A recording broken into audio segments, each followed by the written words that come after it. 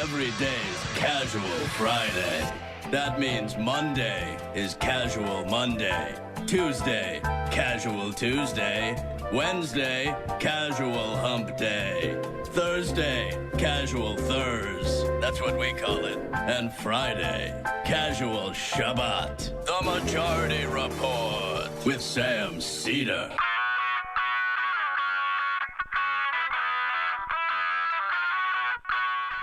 It is Friday, April 2nd, 2021. My name is Emma Vigeland in for Sam Seder, and this is the 5-time award-winning Majority Report. We are broadcasting live steps from the industrially ravaged Gowanus Canal in the heartland of America, downtown Brooklyn, USA. On the program today, Manny Fidel of Business Insider joins us to talk news on this Casual Friday. Meanwhile, the Labor Department reports that the U.S. added 916,000 jobs in March, up from 416,000 in February. Leisure and hospitality alongside construction contributed to the biggest gains.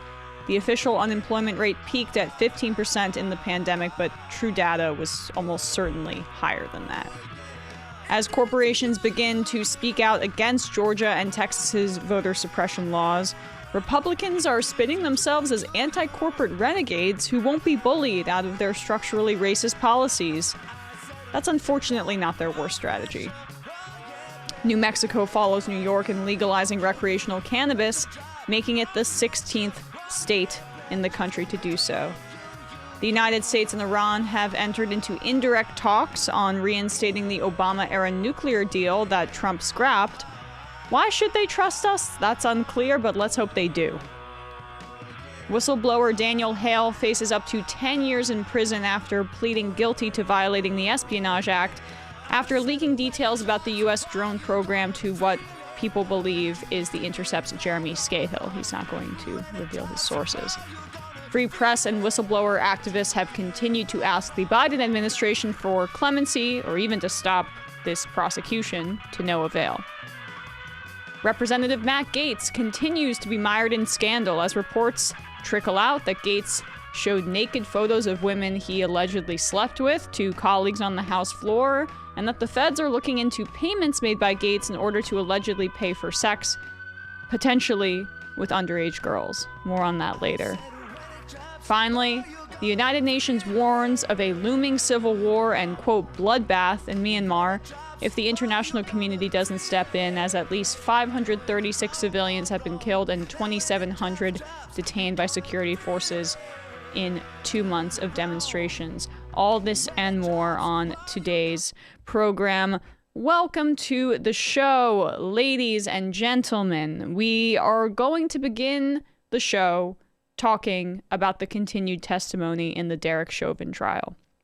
This is an ongoing story, and because this testimony is televised, it just punctuates how much of a watershed moment this is in terms of the civil rights conversation in this country and how historical or historic this trial is. So David Ploger, who was Derrick Chauvin's supervisor in the 3rd precinct, he testified yesterday, and the prosecution of Derrick Chauvin asked him some key questions, and he provided some key answers. First, he said that Derrick Chauvin did not mention using force or putting a knee on George Floyd's neck in their conversation following George Floyd's death, which seems key and paints the picture for the prosecution, thankfully, that Chauvin was trying to obfuscate or hide his role in the death of George Floyd.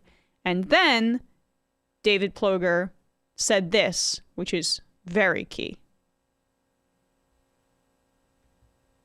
Based on your review of the body-worn camera footage, do you have an opinion as to when the restraint of Mr. Floyd should have ended in this encounter? Yes. What is it?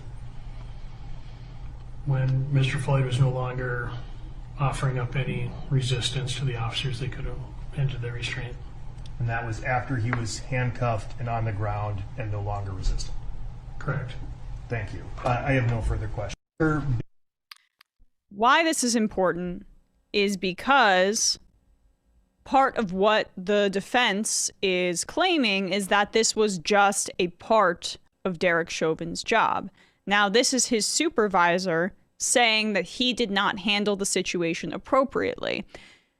All of this is key to just dispelling what the defense is trying to build up, even though we are all human beings with two eyes that could see that for 9 minutes and 29 seconds, Derrick Chauvin knelt on George Floyd's neck, and that doesn't seem to be appropriate policing tactics. But just for the record, and just to continue to dismantle what the defense is trying to put up, that is key testimony.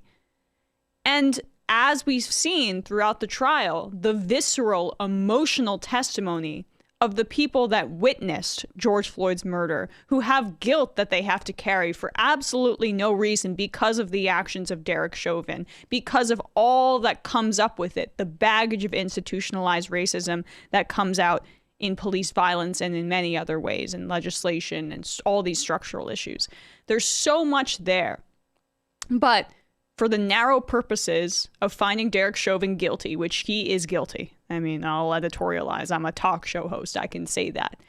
This is key testimony because now all the defense has in their quiver, to borrow Sam's phrase, is the George Floyd was a drug addict defense, which is basically on its face a way to say, oh, well, that's what caused his death, not the kneeling on his neck, even after his pulse stopped for 9.5 minutes.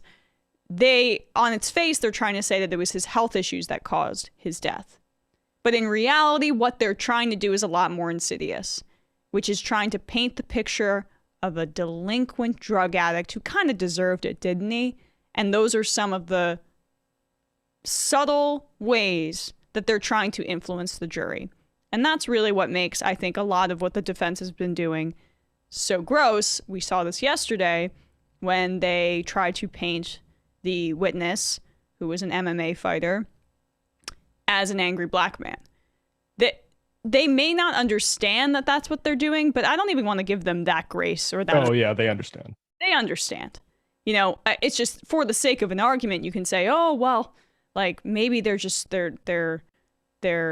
doing what the law intends. But really what the reality is that they are knowingly stoking specific trigger points and stereotypes about George Floyd's drug addiction history and about the witnesses and their reaction to it. And all of this is incredibly gross. Yeah, I think one simple, well, not a simple fix, but one thing that, like, of course, everybody deserves a right to trial, right? Not everybody deserves $1 million lawyers that can help, run some of these tried and tested plays on jury. And I think that, like, cops should just get public defendants. I don't think they should have anything beyond that. If it's good enough for the people that they're trying to lock up, it should be good enough for the cops. Yep. Well, I couldn't agree more. And, you have to wonder the mental gymnastics with which some of these lawyers go through, these high-powered lawyers, in order to take this kind of case. They have to think they're doing something moral or justified in some way. But it blows my mind, the cognitive dissonance of people who want to make money and then work backwards from that conclusion and then morally justify it. That seems to be, for some high-powered lawyers, a daily occurrence, those kinds of mental gymnastics. We are going to take a quick break, and when we come back, Manny Fidel of Business Insider, a funny tweeter, a friend, will be joining us to talk about the news. Today's show sponsored by Magic Spoon. Magic Spoon cereal has the amazing flavors you love, but without all the bad stuff. With Magic Spoon, there is 0 grams of sugar. Yes, 0 grams of sugar. 13 to 14 grams of protein, only 4 net grams of carbs in each serving, and only 140 calories per serving.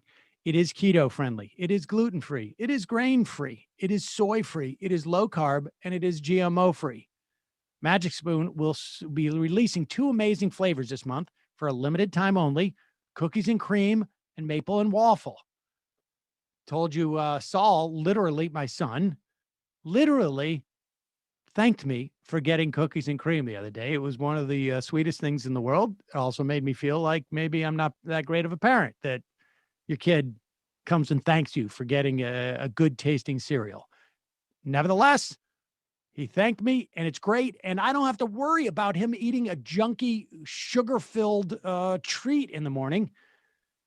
It doesn't have sugar, 0 grams. It's not just cookies and cream and maple waffle. You can also build your own box with these flavors: cocoa, fruity, frosted, peanut butter, and cinnamon. For me, I think people know I'm a cinnamon guy. Peanut butter and cocoa come in close second. I got to say, I like the maple waffle too, but I'm a cinnamon guy. If you're listening from Canada, good news. Magic Spoon now ships there too. Check it out, folks. You will not be disappointed. Like I say, Saul loves the cookies and cream. I like it too, but for me, I'm a cinnamon guy. Go to magicspoon.com/majority report to grab the new limited edition cookies and cream maple waffle or a custom bundle of cereal to try it today. Be sure to use our promo code majority report at checkout and save $5 off your order. This offer is now good anywhere in the US or Canada, but only when you use our code at checkout. Magic Spoon is so confident in their product, it's backed with a 100% happiness guarantee. So if you don't like it for any reason, they'll refund your money, no questions asked. Remember, get your next delicious bowl of guilt-free cereal at magicspoon.com/majority report. Use the code majority report to save $5 off. Thank you, Magic Spoon, for sponsoring this episode. And also thank you for my breakfast that I had today. If there has ever been a year to make the moms in your life feel loved and appreciated on Mother's Day, I got news for you. This is the one. You can honor that special woman in your life with a heartfelt, sentimental gift that is not just really ultimately a gift for them, but it's a gift that the whole family can cherish forever. And that is Storyworth. What is Storyworth? It is an online service that helps every mother, could also be for your father, your cousins, and your grandparents, but every mother figure in your life share stories through thought-provoking questions about their memories and personal thoughts. It's a great way to engage with them, especially if you can't be together in person. Every week, Storyworth emails a different story prompt. Questions that you probably never thought to ask, like, I don't know, what is the best advice your mother ever gave you? Or what's the best advice your father ever gave you? What's the best advice your friend ever gave you? But it's not just about advice. It's like, it can be, I don't know, what was your favorite car? You'd be surprised what gets people talking. The weekly stories make your family feel close, even though you're not together. And this, to me, is the best part. After 1 year, Storyworth compiles all of your mom's stories, including photos, and makes it into a beautiful keepsake book that is shipped for free. Look, this is a great way to keep in touch with people, but also it's a great way, for me, it's a great way to provide for your kids things that they wouldn't know about their grandparents. But it's also a great way as a kid to find out stuff about your parents that you never really thought about. I don't know. When you're a kid, you grow up with your parents, you never really, well, I don't know, some people do, but I'm not the type of person who was like going to ask my parents, I don't know, banal questions and then remember what they said. This is a great way to both keep in touch and to keep memories alive, and also just sort of get, for kids to get a sense of like what life was like 50 years ago or 30 years ago. I don't know. It's fascinating. Give your mom the most meaningful gift this Mother's Day with Storyworth. Get started right away with no shipping required by going to storyworth.com/majority. You'll get $10 off your first purchase. That's storyworth.com/majority for $10 off. Hey, folks, very difficult to find the time to sit down and learn things, right? Hectic time, stressful time, but even when you're even more busy, it's tough to find that time. Well, my recommendation, an app I've been using for a couple of years now, I guess, Blinkist. Blinkist is for anyone who cares about learning, but doesn't have a lot of time. What Blinkist does is it takes the key ideas and insights from over 4,000 nonfiction bestsellers in over 27 categories, and it gathers them together in 15-minute text or audio recordings. They call them blinks. And you use the blinks to get into a topic quickly, or you use the blinks to find new topics to grow from, or you use a blink to figure out which books you want to spend more time reading or listening to more deeply. And speaking of listening, Blinkist now has even teamed up with popular podcast creators to blink those for you too, so you can get to the heart of a podcast episode fast. 15 million people are already using Blinkist to broaden their knowledge in 27 nonfiction categories like self-improvement, management, mindfulness, and more. For me, I've gone through this with you in the past, but for me, I use Blinkist in a couple different ways. One, there's like how-to stuff that I feel like it would not be a bad thing for me to know, like how to work more efficiently or how to be more friendly to people and have people like you more, frankly, or, you know, to just, I have some social challenges but I don't want to sit down with a full length book to read about them. I don't want to hear with all due respect, I know the formula for these books. What they do is they tell you the certain problems and this, that. I just want to get to the heart of matter. Well, Blinkist allows me to do that. And then there's also books that I feel like I should know about, but I may not necessarily want to read them, like Becoming by Michelle Obama, one of their best sellers on there. With all due respect, I'm not going to read the whole thing, but I would like to know the takeaways. I'd like to get a sense of like what Michelle Obama thinks. Blowout by Rachel Maddow. Same dynamic. I want to know the key points, but I don't necessarily have full time to read it. So I check it out that way. And right now, Blinkist has a special offer for just our audience. You go to Blinkist.com/Majority Report. You start your free 7-day trial, and then you get 25% off a Blinkist premium membership. That's Blinkist, spelled Blinkist. Blinkist.com/Majority Report to get 25% off and a 7-day free trial. That's Blinkist.com/Majority Report. Check it out today. Reminder, folks, you can become a member of the Majority Report at jointhemajorityreport.com, jointhemajorityreport.com. And when you do, you not only get the free show free of commercials, but you also get the fun half and you support the program. Thanks so much to our members. We could not do it without you. I will be back joining Emma, who's done an amazing job this week. I will be back on Monday. But now, back to Emma. Thank you very much, Sam. Thank you for saying I've done an amazing job. We would like to welcome to the show Manny Fidel, Business Insider columnist. How you doing today, Manny? Oh, we can't hear you. Yeah, maybe the wrong input on the mic. Oh. Either way, Manny is a writer at Business Insider. Still can't hear you. All right, how about now? There we go. That is my fault, guys. Thank you for having me, and thank you for giving me a reason to get dressed for the first time this week.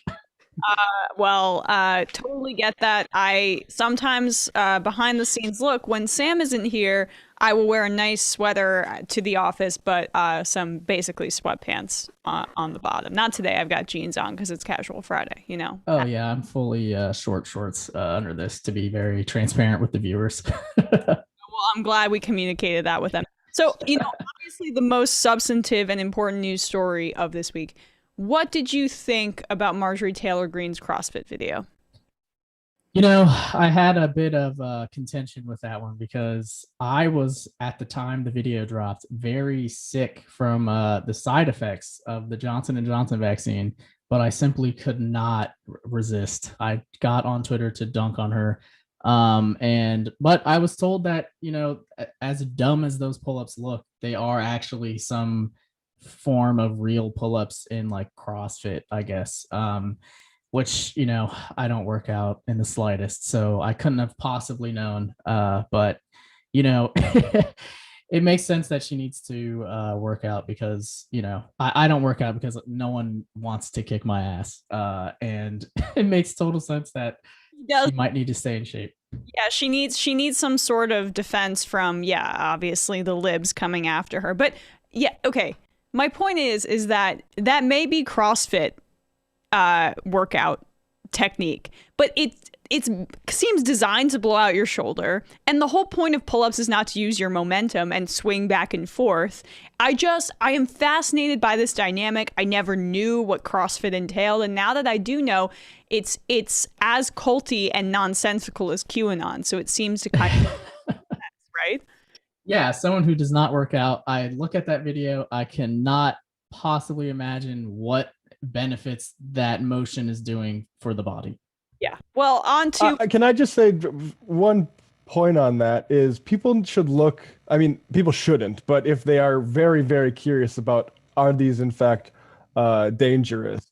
If you search butterfly pull-ups, or I forget, like they have some other kind of name like kepping or something like that, that people think that because they have a name that they're safe. But people are, but if you look up that, like butterfly pull-ups or CrossFit pull-ups fail, there are way too many videos of people swinging like that and they lose their grip on the upswing and do a somersault onto their head.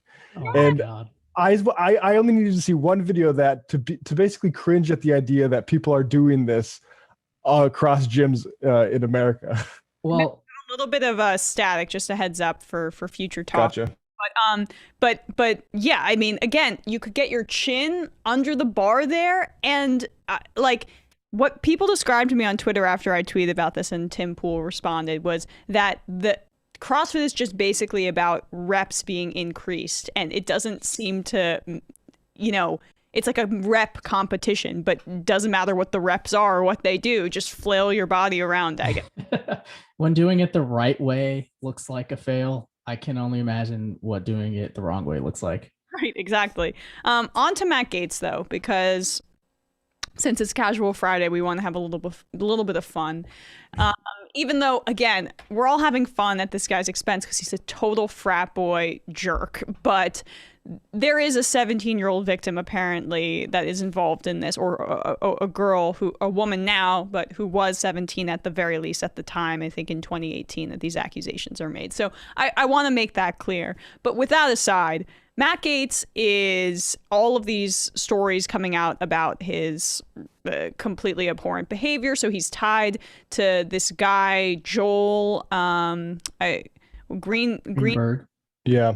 That's his last name, who just very dark figure, like tied to like 33 charges of like all sorts of things. And yeah, I mean, you can go on. I have a list here that we'll get to later. Sure. So tied to this guy, Joel Greenberg, who is now being indicted himself for potentially sex trafficking a minor, as well as the list that Matt is going to pull up. Now Matt Gaetz is being alleged to show naked photos of women to his colleagues on the House floor, which, okay, that's really douchey, but it's not a crime.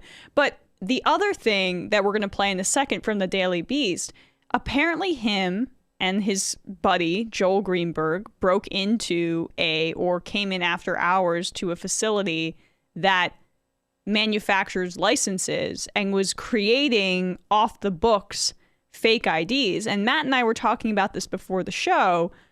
What it seems to be, and I don't know if this is what happened, but connecting the dots, were they getting fake IDs for their underage girlfriends? Well, I mean, it's the question is, so there's this text message to Greenberg saying, hey, did you come in over the weekend? Because this person came in and saw these IDs basically spread out over the desk. And these IDs are there to be destroyed safely and securely. So instead of being safely and secured by the state, this guy is spreading them out and allegedly doing some fake ID stuff in it. Now, what sort of position does that put any young woman who gets a fake ID from this operation, right? Like, I mean, ultimately, you don't have to really, like, I think the implications are pretty clear there. But also, this Joel Greenberg, is my mic, I don't know, okay enough for me to read this?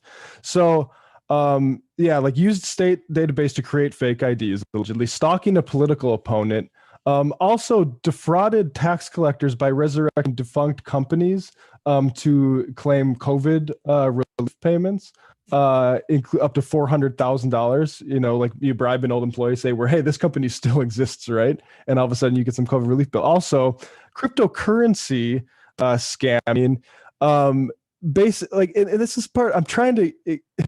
This seems almost like there's bigger problems in Florida that this guy was able to get away with this, because basically charging the government to say, hey, we're going to buy these crypto mining things. They're going to do something with these IDs that we're supposed to get rid of securely. Instead, he just ended up selling those Bitcoin mining machines to other people and pocketing the funds on that. So that's going to be my money. And then also, let's see, there's one more detail with Bitcoin mining that I don't have right now, but I'll see if I can pull it up. Oh, yes. This is from the Sun Sentinel. In a slew of examples, authorities say Greenberg claimed he was going to use $200,000 for an investment in his office when he actually planned to use the money to buy cryptocurrency for himself. The scheme also involved a business Greenberg established, Government Blockchain Systems, LLC. The indictment states, among other allegations, is that Greenberg set up an Amazon account for the money which he used to sell cryptocurrency mining machines that he purchased with the funds from the tax collector's office. So, I mean, an insane run of just criminality that you wonder, like, what else are we not seeing, right? Gates' BFF, just to clarify. But yeah, Manny, weigh in on all of that. Ridiculousness. There seems to be a deeper level of scum that we we were not originally aware of. I mean, on the surface, we kind of all know Matt Gaetz, right? Like, we all know someone who would behave like Matt Gaetz if they were given the platform and the resources. And we've all definitely met. Oops, there is a siren going by. Hold on, sorry guys. New York City, guys.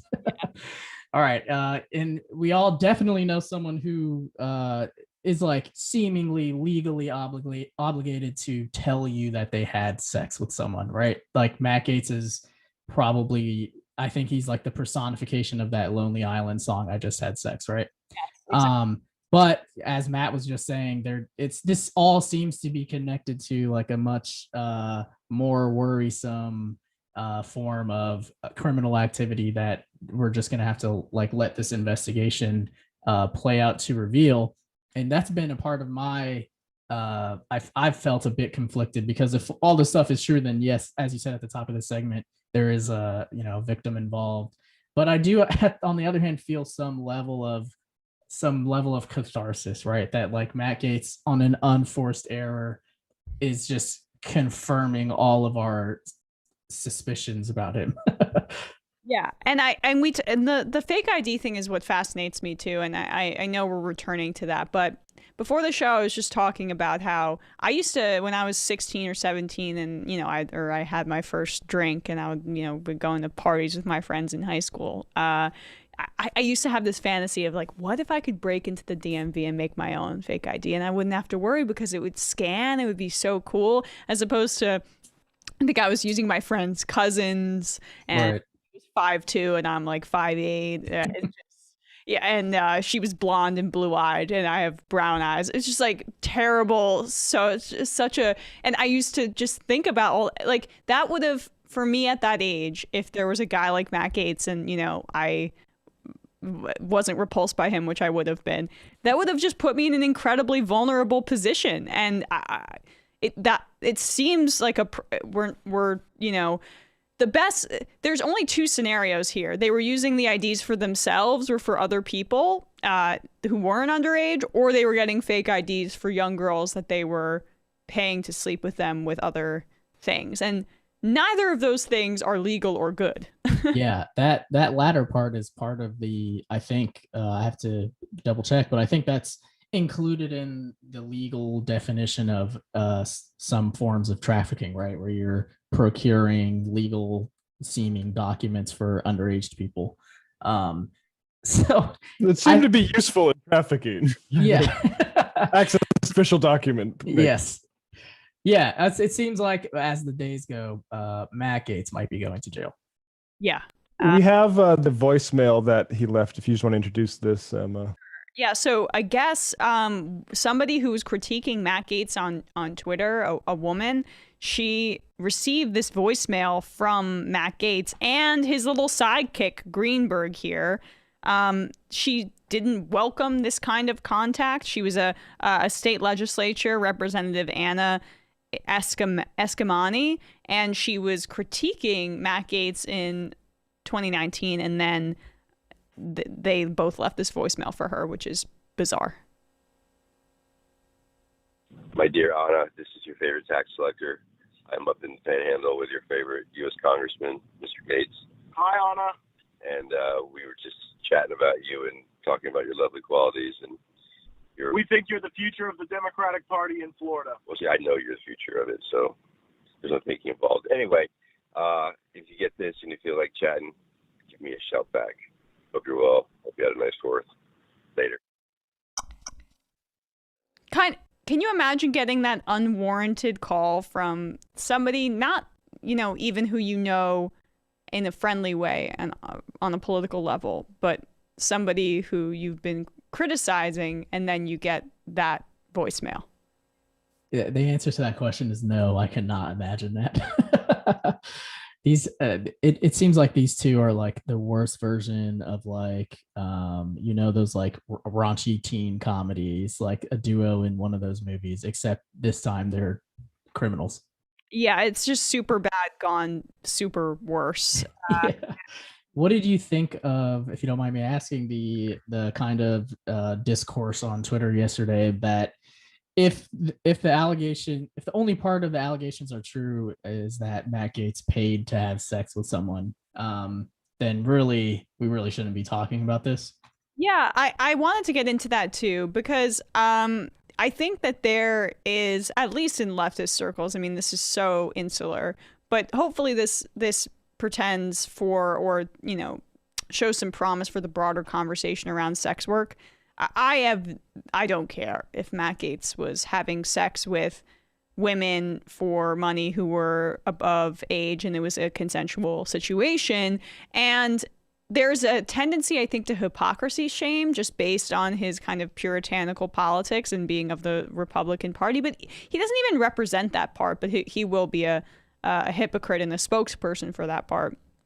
But I think the hypocrisy shaming should come second to the number one priority, which is normalizing a more humane discourse around sex work that doesn't make it so salacious. And what's your thoughts, Manny? Yeah, I'm kind of with you there. It's like we should be able to, can we make fun of Matt Gaetz? Yes, absolutely. But if we consider ourselves on the left or even liberals, I don't think he should be in jail just for that aspect. But then on the other hand, I do feel like my version of leftism is beginning to exclude people who suck.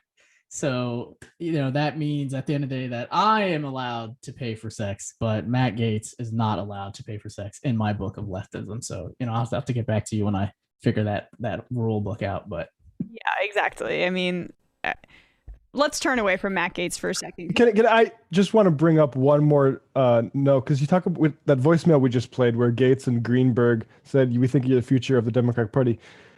You mentioned this, but this is the tweet that got Greenberg in hot water locally. And I just want to share this to get an idea of what kind of guy this guy is. So this was in 2018. And Joe Greenberg tweets out, very simple question, name just one society in the developed world that has benefited in any way from the introduction of more Muslims, just one, asking for a friend. And so that representative that they called reached out to him saying, hey, here's some actual like people you should reach out to, because clearly you don't have deep roots in the Muslim community that you could say something like that. And that's how she was repaid, by basically getting those kinds of messages. Awesome. Yeah. So just proving the point that he, a true red-blooded non-Muslim American, is contributing to society. The one last thing about Greenberg, in that New York Times piece, there was a quote that said, one of the women who had sex with both men also agreed to have sex with an unidentified associate of theirs in Florida Republican politics, according to a person familiar with the arrangement. And I'm dying to know who that person is. Like, that guy is sweating bullets right now. I don't know, like, if you have any guesses, but like it'd be interesting to see like another like medium to big name caught up in this whole thing. Oh, 100%. I mean, you know, my mind first goes to Marco Rubio, but he's too much of a goody two shoes. I just can't really see. Yeah, that would be awesome, but it is, we mentioned this when the story broke, and again, we'll get off Matt Gaetz soon. But the Florida as a haven for underage sex trafficking is becoming a theme, as seen throughout the Jeffrey Epstein files. It's just, there's so much that goes on down there, so much nefarious and like criminal activity based on, I think, a number of factors. But I just find that through line to be a little bit fascinating about what we're seeing down in Florida. But let's talk about Biden. So Biden unveiled his infrastructure bill, I guess 2 or 3 days ago, $2.25 trillion, a lot smaller than he had even initially anticipated, or had not anticipated, but floated. Progressives are critiquing the size of it, especially because this is supposed to be over 10 years, and yet the infrastructure package is only $2.25 trillion, and especially because Joe Manchin had signaled, let's go $4 trillion, and yet Biden starts with $2.25 trillion, and the climate change provisions aren't even the whole package. So what are your thoughts there? What are your thoughts on how the House is going to respond to it, especially with someone like Alexandria Ocasio-Cortez speaking out about it, and why Biden went smaller when all indicators showed that he might have gone bigger, based on his desire to be stronger than Obama, as Axios kind of laid out, etc. Right. I have a couple thoughts. And the first is that I'm always baffled as to why Democrats start the position by lowballing. In my cursory like Schoolhouse Rock understanding of like how a bill gets passed, there's an ideal lifespan, which is like the bill starts ambitiously, and then if there's contention in the Senate, like it gets whittled down into like a lame version of the bill, but it's still helpful in some degrees. But Democrats are unique in that they seem to start with the lame version. One reason I think there's a couple reasons that we find by talking about this, but it seems like the prevailing one is that Biden is I guess thinks that the bill has a better chance if there's some bipartisan support, or at least, you know, starting with a kind of playing Sweden with the bill. But I think that's a mistake that Obama has famously made many times. The one example I can think of came from his new book, where he mentioned that, you know, he ordered some drone strikes because he couldn't afford to look quote unquote soft to Republicans. And as we know, like the world is demonstrably worse because of those drone strikes. And I think the number of innocent civilians killed during the Obama administration is like over 800. And so, yeah, I don't know that I can't think of any other reason why the left in terms of politics starts with the lame version of the bill. Like I cannot wrap my brain around it. Well, to me, for Biden, it's just this old school Reagan philosophy of not going too big, not allowing people to see what government can do with all of its might, and just kind of performing fiscal responsibility. And Matt has said this, I don't want to put words in his mouth, but it's almost a disciplinary tool in order to tell the American public, no, put ruler on the hand. Ow, I kind of hurt myself there. This is what you can expect from government, and this is what you can't expect from government. And so after the stimulus package wasn't whittled down, and I was pleasantly surprised, this seems to be a signal that Biden is going to at some point revert back to who we thought he was. The Bears are who we thought they were, and Biden is who we thought he was. Yeah, which is disappointing because, as you said, there was so much rhetoric during the campaign season about how much was going to change. Not from Biden, obviously. Biden said nothing's going to change, but just from people who, kind of grabbed us by the wrist and made us vote for Biden. There was so much talk about how progressive he was going to be, and even after the COVID relief bill passed, people were saying this is the most progressive thing ever, and this is something we can look towards. It's an indication of what Biden's presidency might be. But yeah, with this infrastructure bill, it definitely should temper our expectations.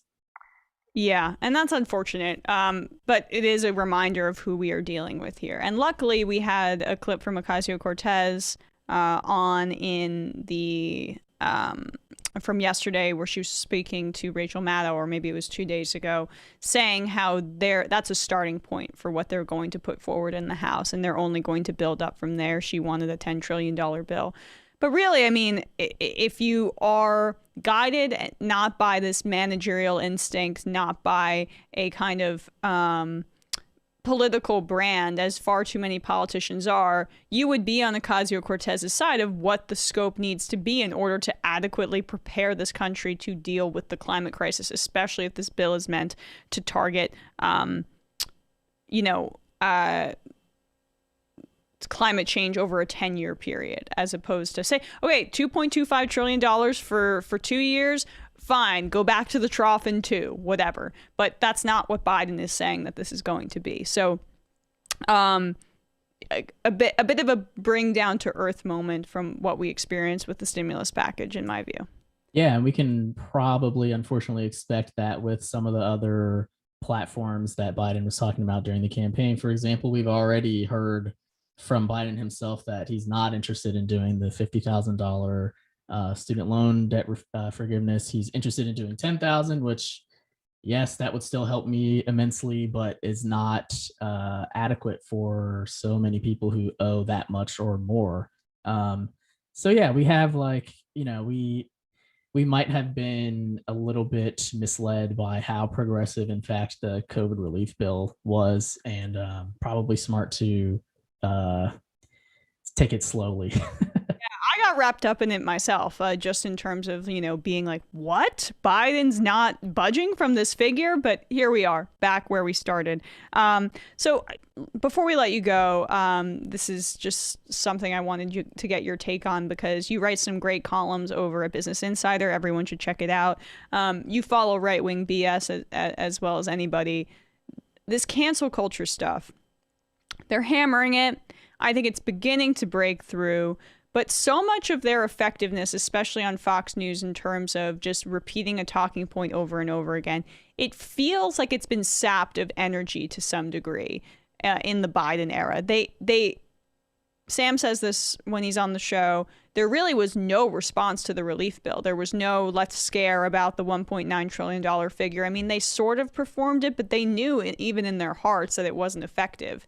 And so, the right-wing media machine is a bit broken by Biden. I think part of this is because Biden's a white man, and so the Obama fear tactics aren't as Obama era fear tactics aren't as potent. But what's your take on that? Because to me, it just doesn't seem like their Dr. Seuss nonsense is breaking through in the way it had been, say, 4, 5, 6 years ago. Yeah, not only does it not seem to be as effective as they would like, but it also it's a head scratcher for me, because I don't think cancel culture in general is some prevailing issue that we need to figure out what's up with it. But I do think there's probably some minor aspects of it that are right, like the idea that, we might have to figure out what it looks like for someone to apologize and then accept an apology from someone. But the way that Republicans and some pundits are trying to convince us to that point is so embarrassing that I don't even consider the more legitimate aspects of the argument. If you look, for example, you'll have to remind me her name, the woman who stepped down from her Teen Vogue editor-in-chief role. I don't remember her name myself. Alexi McCammond. Yes. They're tell people the story just because I don't know if we can show. Yeah. So she, when she was a teenager, did some pretty vulgar racist tweets against Asian Americans.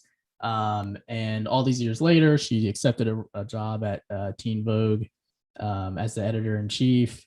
And then the tweets resurfaced. She had already apologized for them, but this is a very contentious moment for Asian Americans in this country. And so she stepped down, which seems all fine. Like, she made a mistake and she's trying to take accountability for it. And, people who are, the types on Twitter who are talking about cancel culture and this is all terrible, had some legitimate points about how we should allow someone to apologize and what kind of punishments they deserve in actuality. But when you wrap those legitimate arguments around Mr. Potato Head or like the Paw Patrol, like, it's really hard for someone who you might otherwise convince to give a single shit about your argument if you're talking about like these children's toys and Dr. Seuss, where like I think it was like one or two Dr. Seuss books that had racist text in them that they're taken off of online stores, not even like the classics. So yeah, my whole take on this whole thing is that these people might actually convince some people that their portions of their argument are legitimate if it weren't wrapped around in such stupidity. Yeah, I mean, to me, they're not interested in having that nuanced Teen Vogue conversation, which that's the outlier. I mean, she'd already apologized for those tweets, to my understanding, and Teen Vogue still kind of made her resign. And she was a child. That's like when it goes, I don't even know if I want to call it cancel culture, because it's just the right wing, First Amendment ridiculous trope bastardization of it all over again. But yes, in that isolated incident, I totally agree that it's way too far. But they're making it into the next cultural issue to hit at the hearts of conservative voters and motivate them to go out. And really what it's about for them is your white culture is disappearing. Things are changing around you. You're not the hegemonic force that you once were. And that's what they're talking about, under the guise of actually caring about more nuanced conversations like the Teen Vogue one that you just mentioned.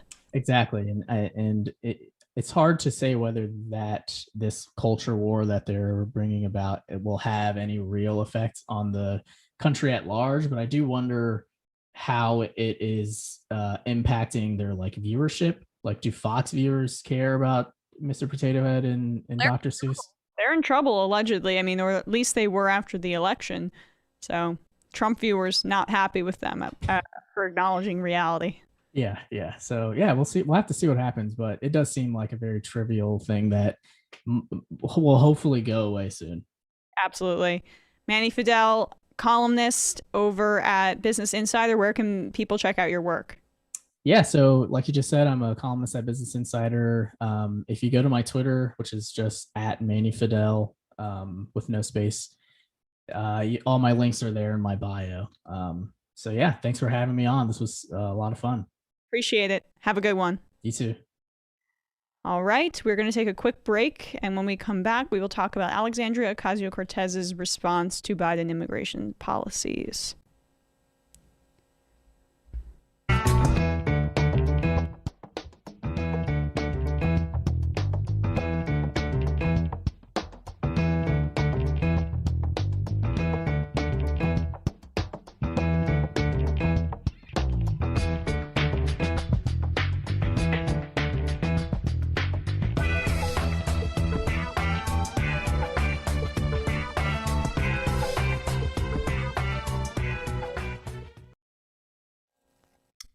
All right.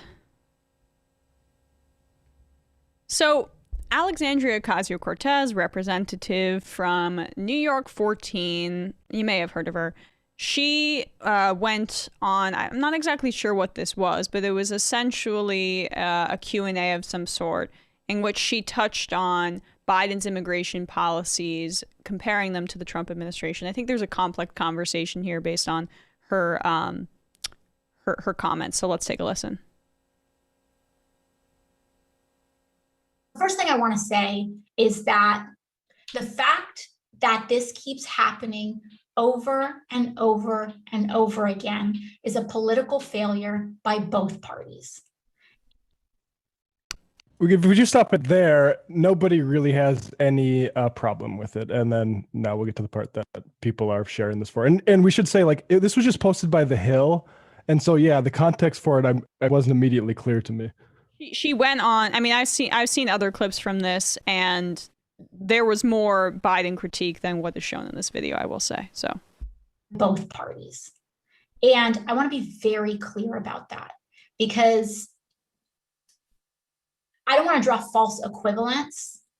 What is happening here is not the same as what happened during the Trump administration, where they took babies out of the arms of their mothers and deported their families and permanently traumatized these children, some of whom we don't know will ever be reunified with their family again.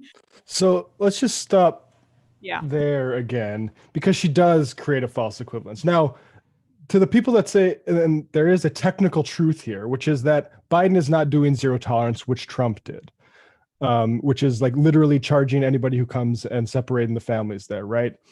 But also, that only lasted for several months in 2018 under Trump. Trump wasn't even doing that all the years, right? So like, and the real problem here is that the child separation is happening because of now Title 42, which is we're going to use COVID as an excuse to just to not deal with asylum seekers. We're just and Trump started that, absolutely, and that's where this surge started. If you look at what started last year.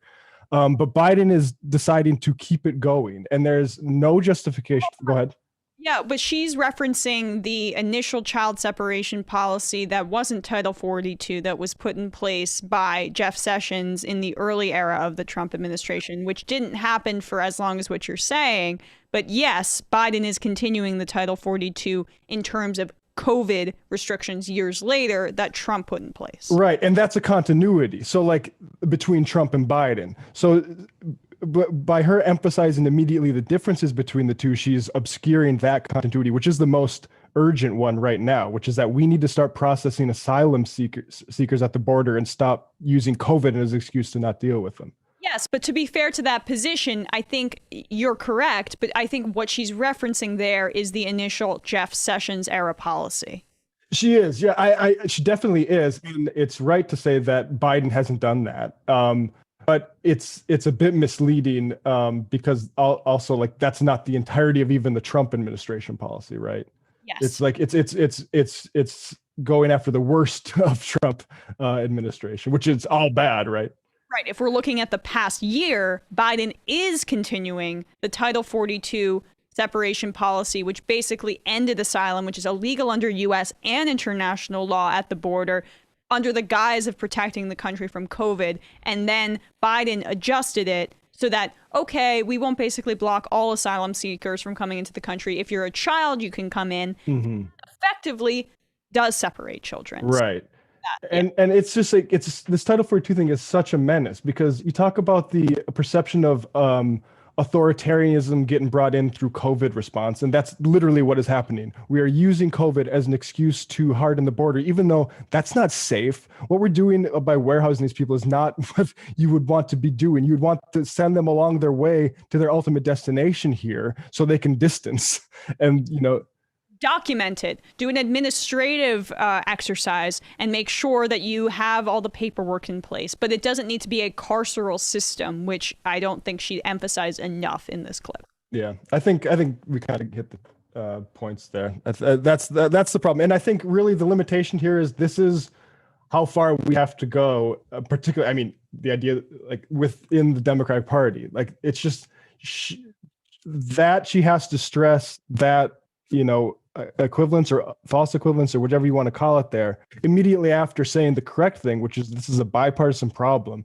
that goes back to us treating the border as a criminal, a carceral problem and not an administrative one for basically our lifetimes. And until we undo that and let people move through our border more easily, these problems are going to remain. And that's the truth that she embedded at the beginning of the clip there.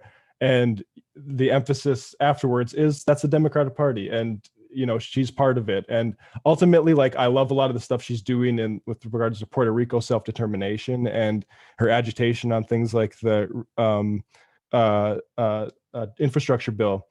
This is just one of the limitations. Until we have a base of power outside of this party, this is what you get with Democrats. Exactly. I mean, to me, it again, these are extremely minor, I think, critiques. And I sent this clip. We don't even need to play it. But she did go on to talk about the underlying contributions of United States foreign policy that destabilized South America, which led to what the exact conditions that we're seeing now. So that's a holistic perspective that you see in 40 people currently in power in the federal government. And I'm being generous there. So what we're talking about, though, is the limitations of electoral politics and being a part of the Democratic Party. And right. So she can be bumping up against that ceiling on a regular basis, and I think she does and deserves a lot of credit because it is a brave position, especially given what she experiences from the right wing and people on the dumb left as well. But then you watch her dancing this line and you're like, okay, that there is a lot more criticism that could be leveled here that would be effective as well.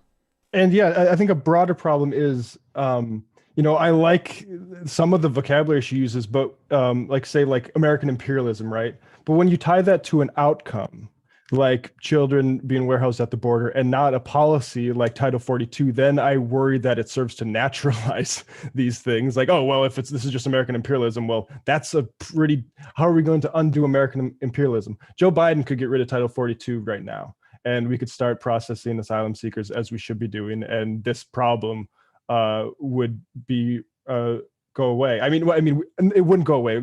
Like I said, the bipartisan carceral approach to the border that has been going on for decades is ultimately what needs to go away. But this immediate crisis right now, with the people being held in these facilities, that is a policy choice. So your critique, and I would think, we didn't see the full thing, so is more just the focus should be on Title 42 right now.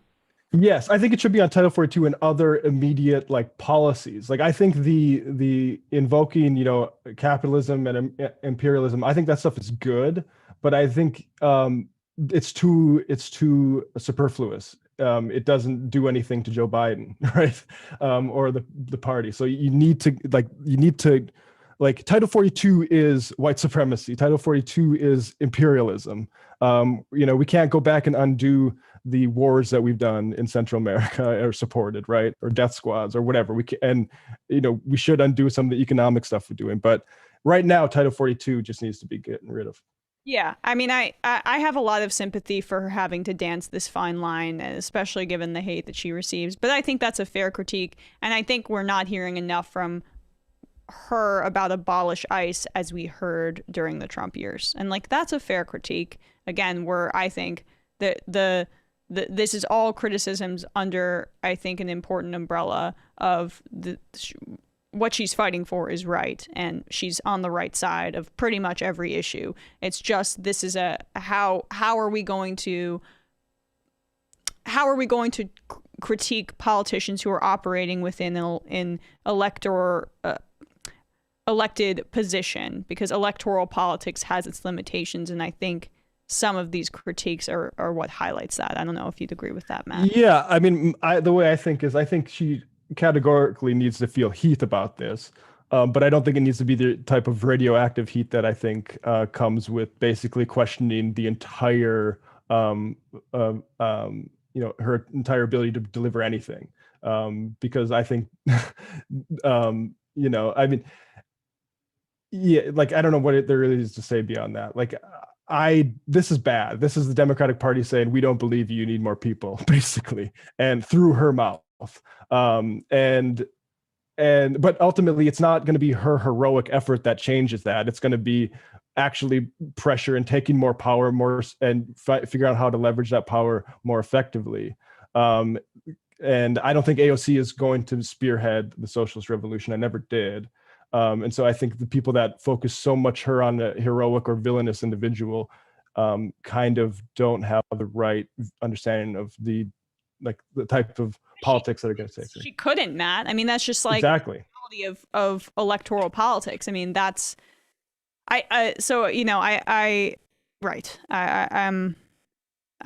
think that's an interesting, nuanced conversation for sure.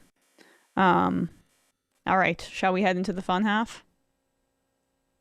Yeah, it's funny people that are saying I'm sounding like Jimmy Dore. Like that is absolutely. I think yeah, we can get into the fun, but that is funny to me. Who's saying that? Just chat. On the chat. Oh yeah. Well, you know, come on, guys. Matt has that's not what Matt's saying at all. That's just not fair. So, and you can't critique is allowed, especially, and we praise and did praise Ocasio-Cortez yesterday or the day before for pushing Biden on the infrastructure package significantly. It's just that this critique needs to also be a push as opposed to kind of a let's not be drawing false equivalences here. But yeah, I ultimately, yeah. I don't think, I don't want to repeat myself. Let's just go to the fun half. But we should do plugs now. Sorry. God, I need Sam has all these sticky notes here that I can't even read them. I need my own sticky notes that say plugs. Yeah. So last night, we had Brian Box Brown talked about, I booked him to bring us through some of the shenanigans going on with legalization, like how they say we're pro a sort of diversity and inclusion until that develops along an economic line. But Andrew Cuomo and New York State released their legalization plan, and it's actually much better than you would expect. And that's probably because Cuomo needed to pull something out of his ass. Basically, New York had this basically gold standard for legalization, had been sitting around collecting dust since 2013 while Cuomo tried to get his BS corporate legalization plan passed instead. Well, now that isn't going to fly because he's at his political nadir, and so the good one got passed. And so we talked a little bit about that and how that might implicate some of the other stuff going around, particularly in the Northeast with corporations. So patreon.com/Left Reckoning, but go subscribe, YouTube, Left Reckoning. I want a lot of people to be going to subscribe to the YouTube page because we want to get to 10,000 for some reason. I don't know why. It's a meaningless metric, but it feels important. No, I mean, it's a milestone. I'm going to call into the phones right now. All right. Yes, everybody go to Left Reckoning, subscribe. Call in to the phones. We'll be taking your calls. We'll be taking your IMs.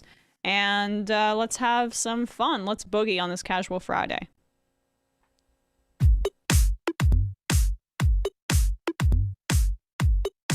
Left is best.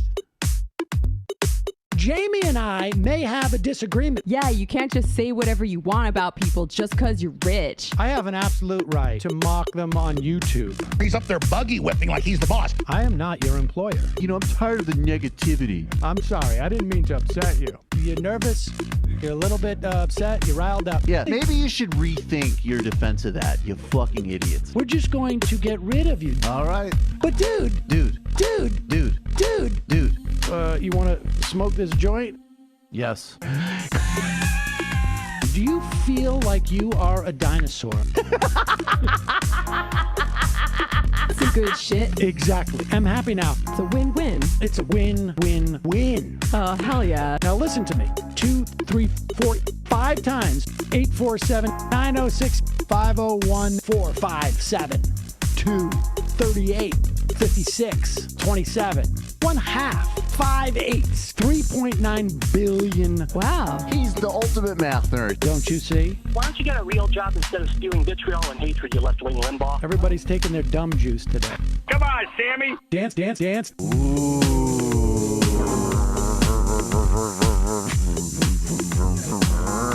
Rand Paul. I had my first post-coital scene with a woman. I'm hoping to add more moves to my repertoire. All I have is the dip and the swirl. Fine, we can double dip. Yes, this is a perfect moment. No.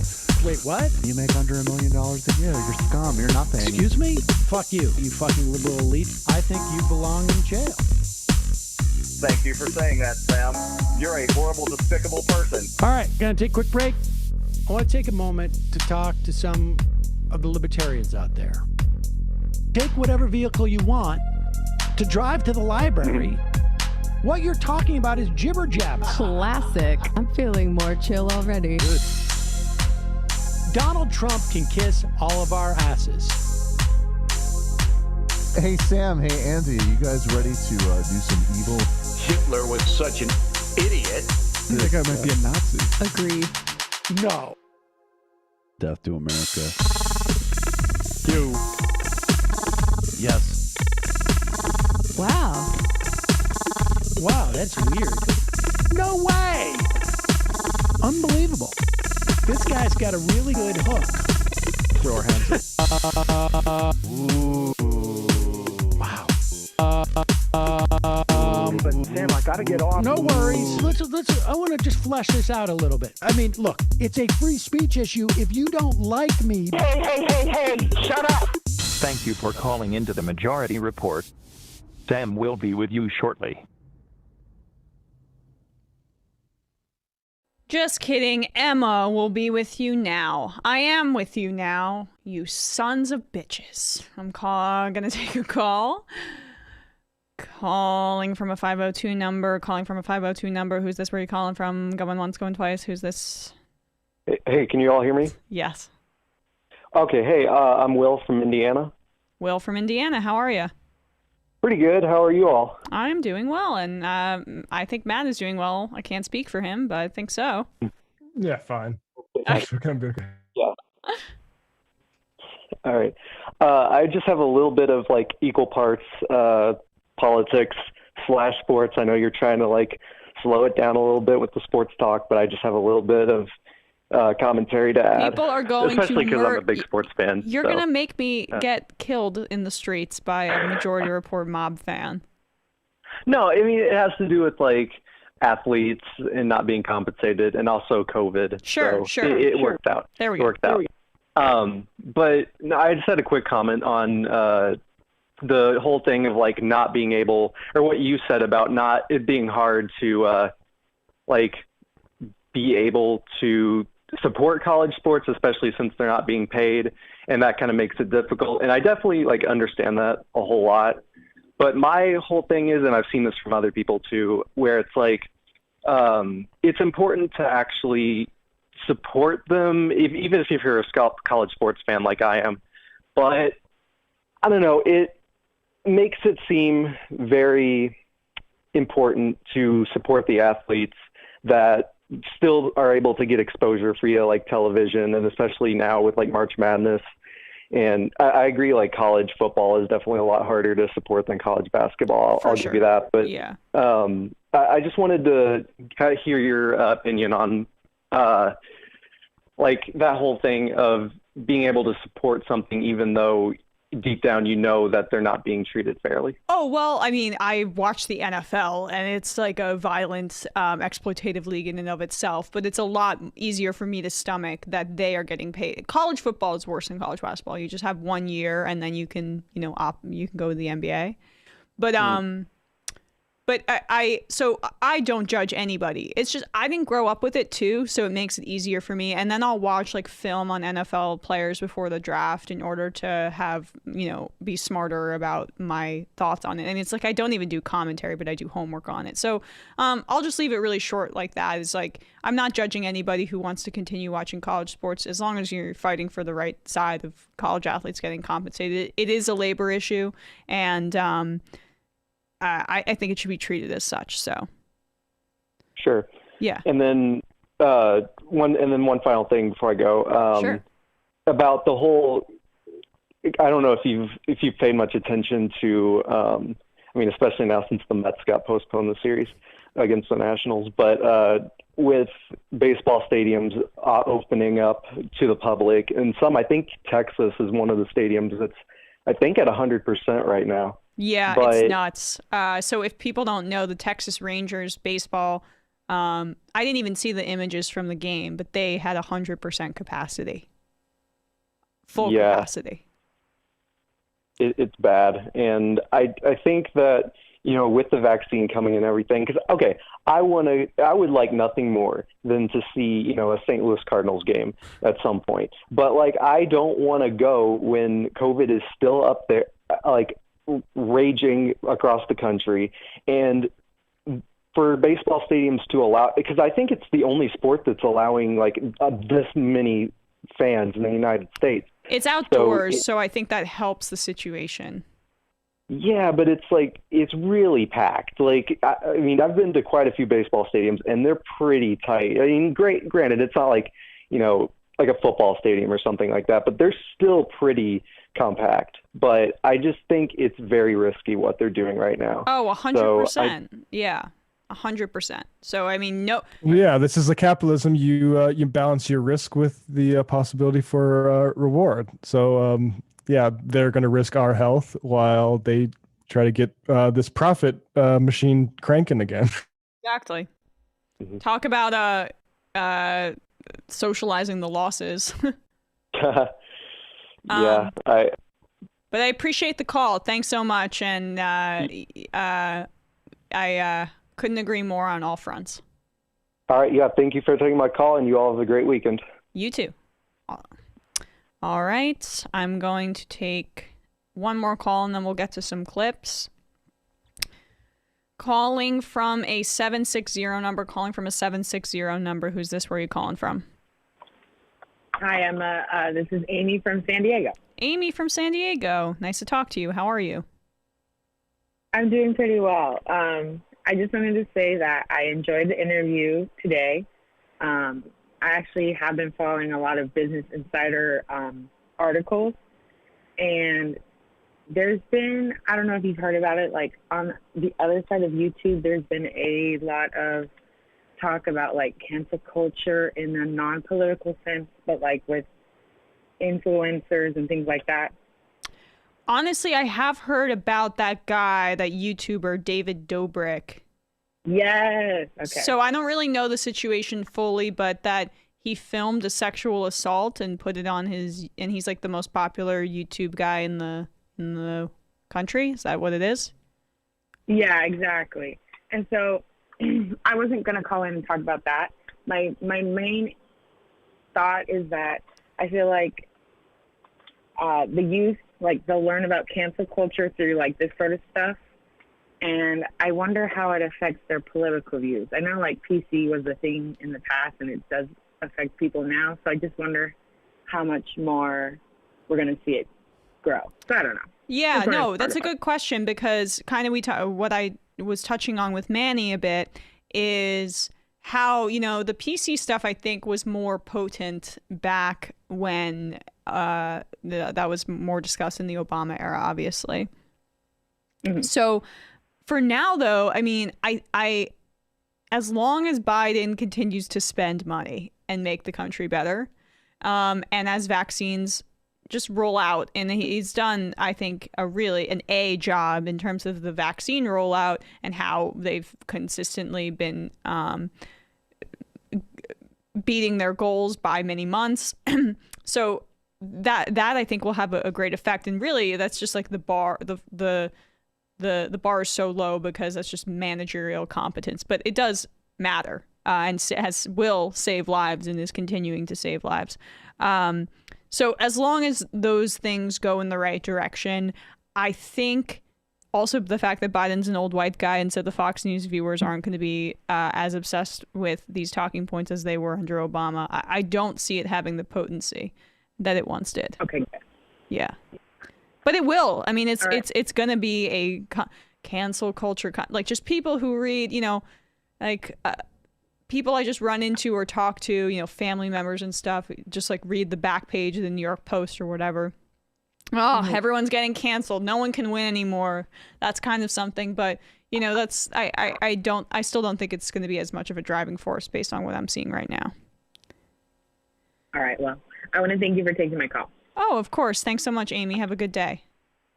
You too. Bye. Speaking of cancel culture, let's get to some of these clips so we can just cancel them right away. That Newsmax clip is killing me, Matt. So let's get to number 6, if we can, and I will pull this up. Oh no. When I was talking, I'm sorry. The other one. That's what I wanted to touch on first. The 7. Speaking of cancel. Okay. So I didn't even realize this was a thing, but in Alabama, apparently they're very triggered by yoga because it's scary and foreign. So they've decided that they're going to keep canceling it. It was canceled before, and then they're going to extend said cancellation. # cancel culture. Alabama's decades-old ban on yoga in public schools could stay in place just a little bit longer. A bill that would reverse that 1993 ban stalled during a Senate subcommittee hearing after 2 conservative groups shot it down. They argue that bringing yoga into classrooms, back into class, would promote Hinduism. Now, the proposed bill does address those issues. It would limit yoga sessions to just poses and stretches, with all of them going in English names. Also, chanting and mantras would not be allowed. Okay, so no Shavasana. It's got to be, downward dog, whatever. We're going to make it as English as humanly possible. How about beer pose? How about beer belly pose? How about down fried home chicken stretch? I don't even know. That is amusing to me on so many levels, but apparently cancel culture counts when it's Dr. Seuss, but when it's been in place since the 90s with yoga, that's not cancel culture. That's just us protecting our sweet white children from Hinduism. It is this alternate reality where the Hindu threat became the big boogeyman of the 21st century instead of Islam. Like they just got they were on the wrong memo in 93. Yeah. I mean, I guess this is a part of their argument that this teaching yoga in schools would violate separation of church and state because it originated, which they super love in Alabama. Exactly, right? I mean, they're a secular society, so they're being consistent on this front. I was blown away to find out that this had been in place in the past. And I'm blown away that they were like, all right, it's time. Yoga's so ubiquitous. People do it everywhere. Let's just finally allow it in schools, but we'll make sure that they don't say any foreign scary names, but that it's stalling in the Alabama Senate. This is exactly what they're concerned about here. Yeah, I mean, if I was concerned about anything, let's say I was hired as an anti-yoga lobbyist, I would say I'm more concerned about the proclivities towards like sex cultism in yoga. And that's a reason to keep it out of schools. Not this like culture, like, we need, like you said, we're going to do the gator pose. First of all, downward dog is not like, that's English. Like a lot of these, I do yoga and I'm not like getting any kind of understanding of Hinduism. I'll promise you that. I mean, it was pretty amazing culture. I mean, it's the ultimate cultural panic, right? Because this has nothing to do with anything. The real message of that bill was we're all Christians, right? Basically. Yeah, well, downward dog I don't think is necessary. Like that's a different kind of shavasana, but there's like another word for like regular shavasana is just basically when you're in resting pose. But I think if you're really Americanizing it, sometimes they call it corpse pose or like or yeah, like those are the names I know it as. I never hear somebody say let's move to a name I don't understand. It's always back in the pre-COVID days. I've gone to studios where they'll say the traditional phrase and I'm like, can I look around to see what the hell I'm supposed to be doing. But and then obviously that turned me immediately to Hinduism. So that proves their point, right? Also, they should be teaching yoga because one, I'm not going to be, Brooklynite pro yoga person, but yes, I am actually, because there's a reason they're doing it in some prisons throughout the country, because it allows you to clear your mind, it calms you down, it gets you more in touch with your body, and it's a very healthy form of exercise. So come on, Alabama, let's go. It doesn't have to be Hindu indoctrination. Yeah, it is. Like, honestly, we didn't do any kind of yoga, but I do remember stretching, and that was annoying. If I could have done it on mats with like some sort of process behind it, I would have enjoyed it a lot more. Yes. I think gym classes should teach yoga because you can do it in your home and it's cheap and good for you. You can just watch YouTube videos. Come on, guys. But this is a pro yoga show. And apparently an anti-cancel culture show because Alabama wants to cancel yoga and we are in favor of free yoga and free speech. Well, the funny thing that somebody told me about Twitter, that Grinch Act guy we talked about last week. So one unfortunate ramification from his perspective of that Grinch Act is it might hurt southern states' ability to cancel like secular education, which would be a hilarious, own goal there. I guess we'll have to monitor that to see how it goes. Curb Your Enthusiasm music, play it in the background, right? As you zoom on that guy, whatever his name is, that incredibly uncharismatic congressman who's trying to make a name for himself on the national stage. But yeah, I mean, yoga better than CrossFit, I think, is the conclusion we can come to after the last few days. 400 times better than CrossFit, yes. So let's hit on Tucker Carlson then, because Tucker Carlson and the rest of Fox News have been highlighting this complete charlatan named Alex Berenson. He's been on Laura Ingram's program. Sam and I have talked about him on the show many a time. Infamously, he proclaimed that it would be ridiculous that the United States would ever hit over 500,000 COVID deaths in the spring. I believe we hit that figure in the winter. And so he's been wrong on countless occasions. Oh, he said that in the fall, that we wouldn't hit 500,000. He said that like early fall. That's what I meant to say, yeah. Right. And so he was, but I mean, we hit those figures in the winter. He said that it wouldn't reach that total by the spring. So he was like, it came faster than his initial false proclamations. Right. So he has been wrong on so many things. He's a COVID denier. He's a vaccine skeptic. And Tucker Carlson has him on regularly in order to kind of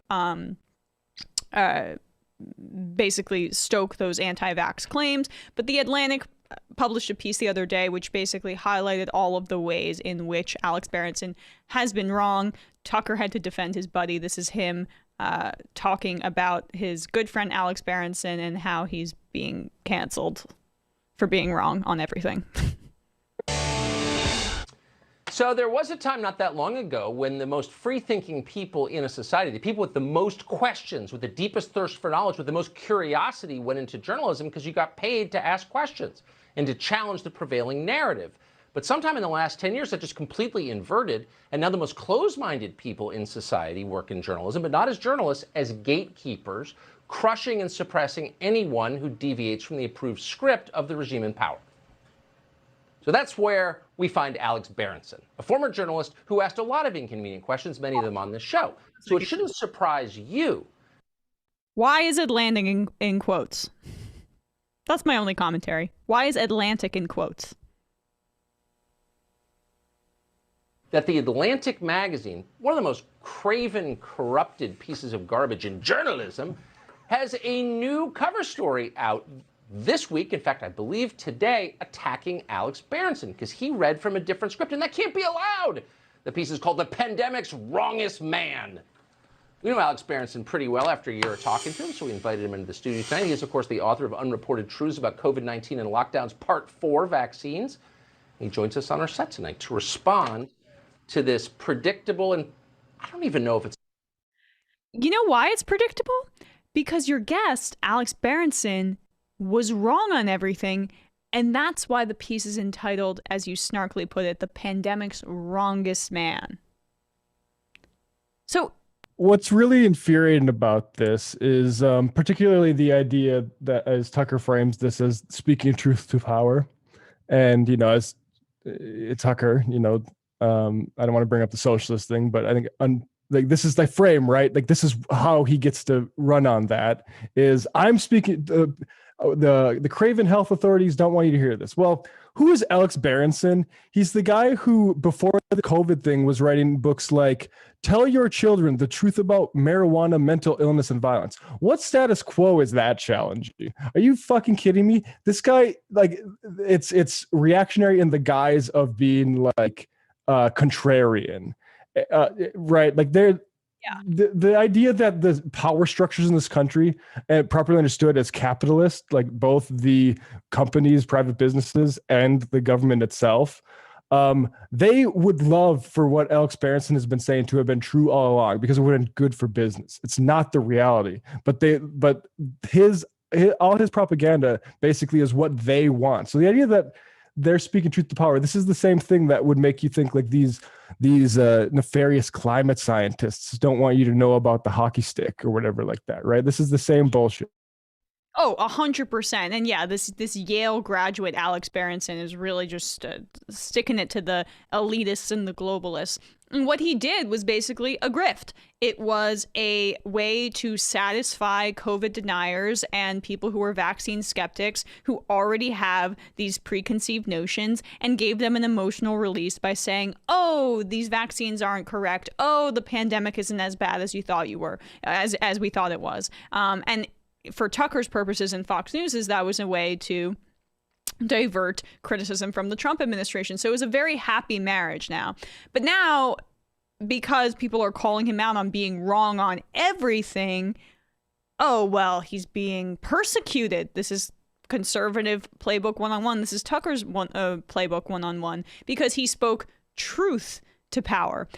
You know, the only way you can speak truth to power is if you're actually speaking truth. Really, what Alex Berenson was doing was selling books in order to give people an outlet for what they wanted to believe about the pandemic. It was essentially a way for people to feel warm and cozy in their ignorance. Talk about facts over feelings. It's the exact opposite. And that's what Alex Berenson trafficked in. And that would be fine and dandy. It would be the equivalent of somebody, a bored work from home parent who's tuning into Days of Our Lives, and they get that emotional release. But unfortunately, what Berenson was doing that same kind of dance, except with COVID. And it actually probably resulted in a lot of people not taking the pandemic seriously, and thus killing people and making people very sick. So it's not something to be trifled with. Hey there. Yeah, I want to come on because actually this reminds me of something. I'm going to break a little news about Berenson that we talked about last night with Brian Box Brown. He's a cartoonist, and he was doing a cartoon for the New York Times actually several years ago. And he had a line in it that said, you know, basically that marijuana is far healthier than we've been led to believe by the prevailing narratives. And that line was censored, and he was told to rewrite it. And the citation that the New York Times gave him was a little book written by our pal Alex Berenson. So he's not censored. He's the motivated reasoning of reaction. That's what his job is. And yeah, he's a charlatan. And I applaud Tucker Carlson for continuing to debase himself by defending his credibility. And that's all I have to say. Glad you showed your face for that. I appreciate it. Also, cool hat, by the way. Oh, yeah, this hat I got from Victor Poggi. It's a Landless Workers Movement hat. I'm not going to try to pronounce it. Trabajadores always messes me up. But yeah, Victor Poggi from, he was at the Intercept Brazil with the Lava Jato leak, sent me this hat. It's one of my new favorite, definitely my new favorite hat, not one of them. But oh my God. Yeah, no, it's badass. Yeah. Landless Workers Movement. Lula emerged from that party. Every time you wear a cool hat, it makes me want to buy one, except I have nowhere to wear it. Oh, you got a webcam. That's where I wear all mine. Yeah, I know. But, you know, I can't wear a hat on there. It's just, I'm not far enough from my attachment to my gender politics of, dressing like a lady. All right, let's take some calls. Calling from a 412 number, calling from a 412 number, 412, however you want to slice it. Can you hear me? I can. There's some background noise, but I can hear you. Who is you? All right, this is Martine in Miami. Hold on. I got you on Bluetooth. Let me take you off real quick then. Martine, you said? Oh, yeah. Yeah, that's me. Calling from Miami. How are you doing today? Emma, Matt, rest of the crew. How's everyone doing today? Doing well. How about you? Awesome. I am sweating like a pig right now in the hot Miami heat. But other Sounds than that, nice. I'm doing It's fine. for some reason 32 degrees here in New York today. Oh, yeah. My bad. I didn't mean to rub that in your faces. I know you'd probably rather be in the heat than the cold. Crap, you kind of got me on the spot. Oh, good. So, it's cool. I actually wanted to build off what the previous caller, I think it was the one right before me, the young lady who was talking about cancel culture. Mm-hmm. And I kind of wanted to talk to you guys, if you guys feel comfortable talking about sex, sort of where the left is in regards to a lot of these. So, I don't know. Like I've called in before, I think I've mentioned it. I used to be a right-winger, and a lot of the impetus for that was cancel culture and PC and all that shit. Oh, sorry for the cursing. I hope that's not a problem. It's fine. But one thing I have noticed, especially in light of the Me Too stuff and, a lot of sexual impropriety amongst men in positions of power, it seems to me that there is this sort of unholy alliance on the left and the right, whereas we all know the right wing is really weird about sex, needless to say, but the left wing also has this really strange way of approaching sexual issues in a way that it's almost like a lot of the discourse is being haunted by the ghosts of Andrea Dworkin and Catherine McKinnon, which if any of your listeners are familiar with them, these are two radical feminists, I guess you would want to call them, who helped basically create international law when it comes to sexual assault and rape. And they had a very complicated relationship with sex, if that's a good way to put it. Can you kind of articulate how that's manifested itself in leftist culture? All right. Well, I think that when we talk about things like power dynamics among sexual partners and consent and a lot of these things, I think we tend to just look at it as a top-down thing rather than something that's, especially in a place like Miami, sex and stuff like that, relationships, it's very transactional. So it's like, if I'm going to be in a relationship with you, there's kind of there's a give and a take. All right. And I don't know. I mean, this is tying into how many people view relationships and sexuality. Is like, are you with someone because you really care about them, you love them, or is it just advancement? And I think they have what?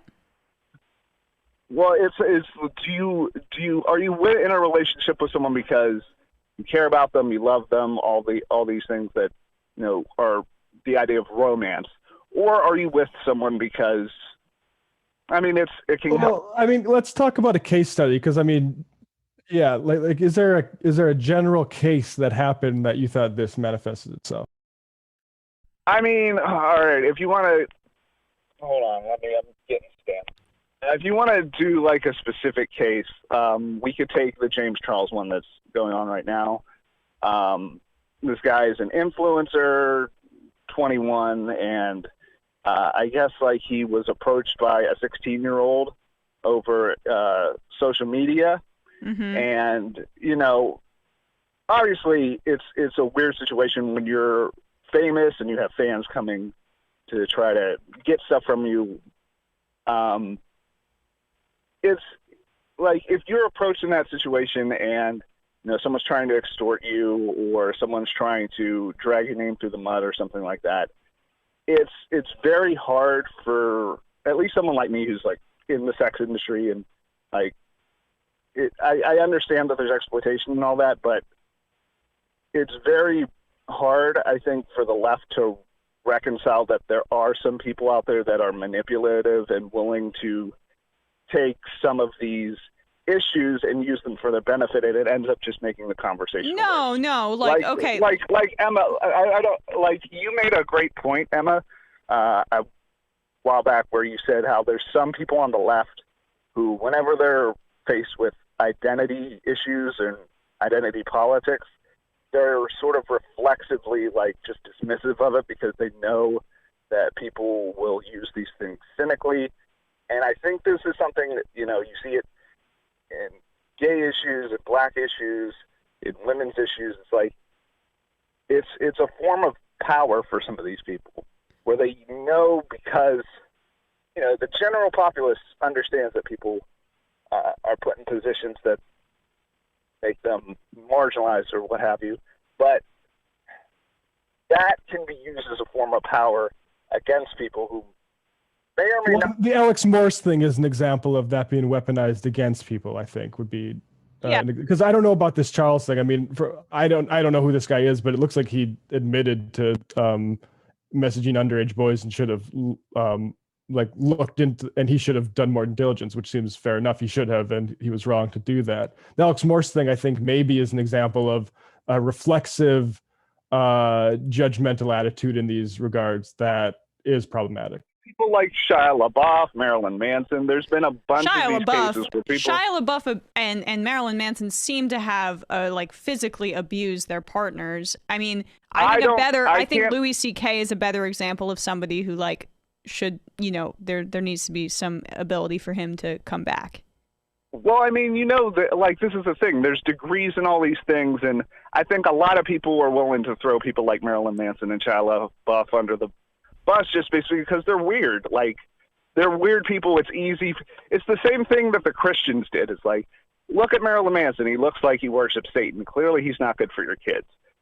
It's hard for me to distinguish the difference between that and some of these feminist types who are like, oh, you see, it's obvious he's a rapist and exploiting women. He's talked about it for years. It's like, you sound exactly like the evangelical right. And I think we need to do a better job on the left of recognizing when we're doing a lot of the same things the right wing used to do.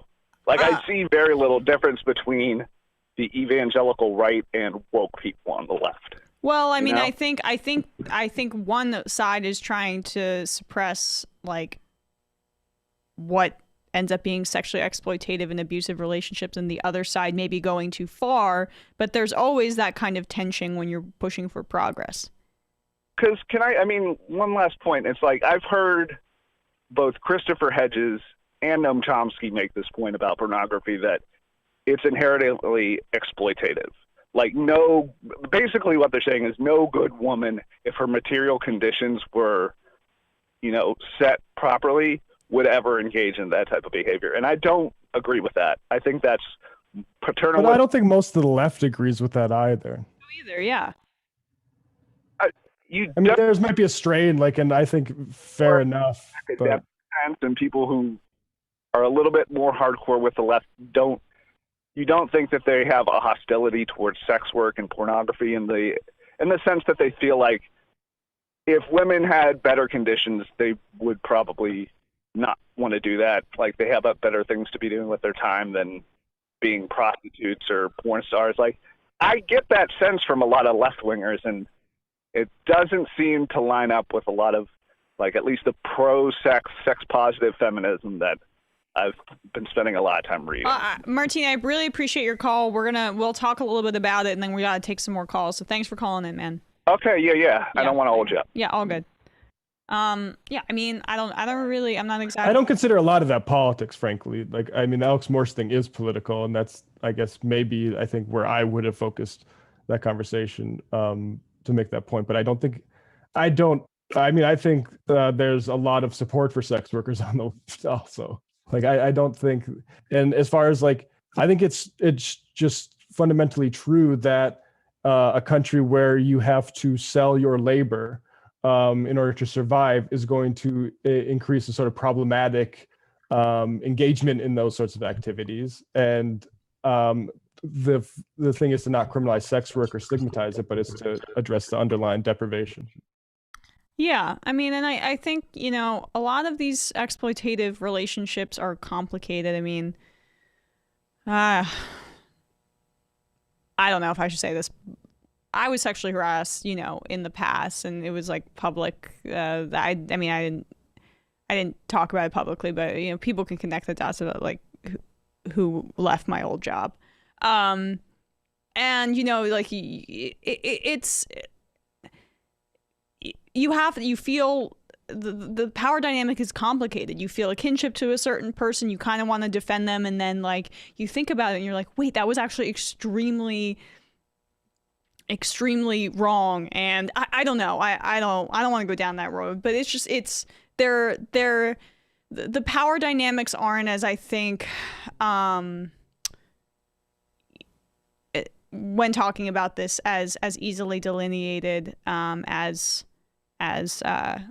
I guess people want to say. Anyway, I got a little. Let's take another call. Calling from an 847 number. You're right. The Bears are who we thought they are. Ah, Josh from Chicago. Josh from Chicago. How you doing?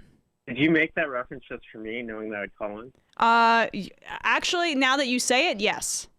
Okay, good, good. Well, I mean, also it's exciting because Bulls and Knicks could make the playoffs this year. Just saying, it's possible. I know. I don't like the Knicks. It's just like the everything has gone wrong for the Rangers this year, but somehow the Knicks are doing well. It's like there's a curse at Madison Square Garden. I know. It's like, well, the whole East is like, it's like a half that conference, like who can get to the bottom of the well first and make the playoffs. It's nuts. Exactly.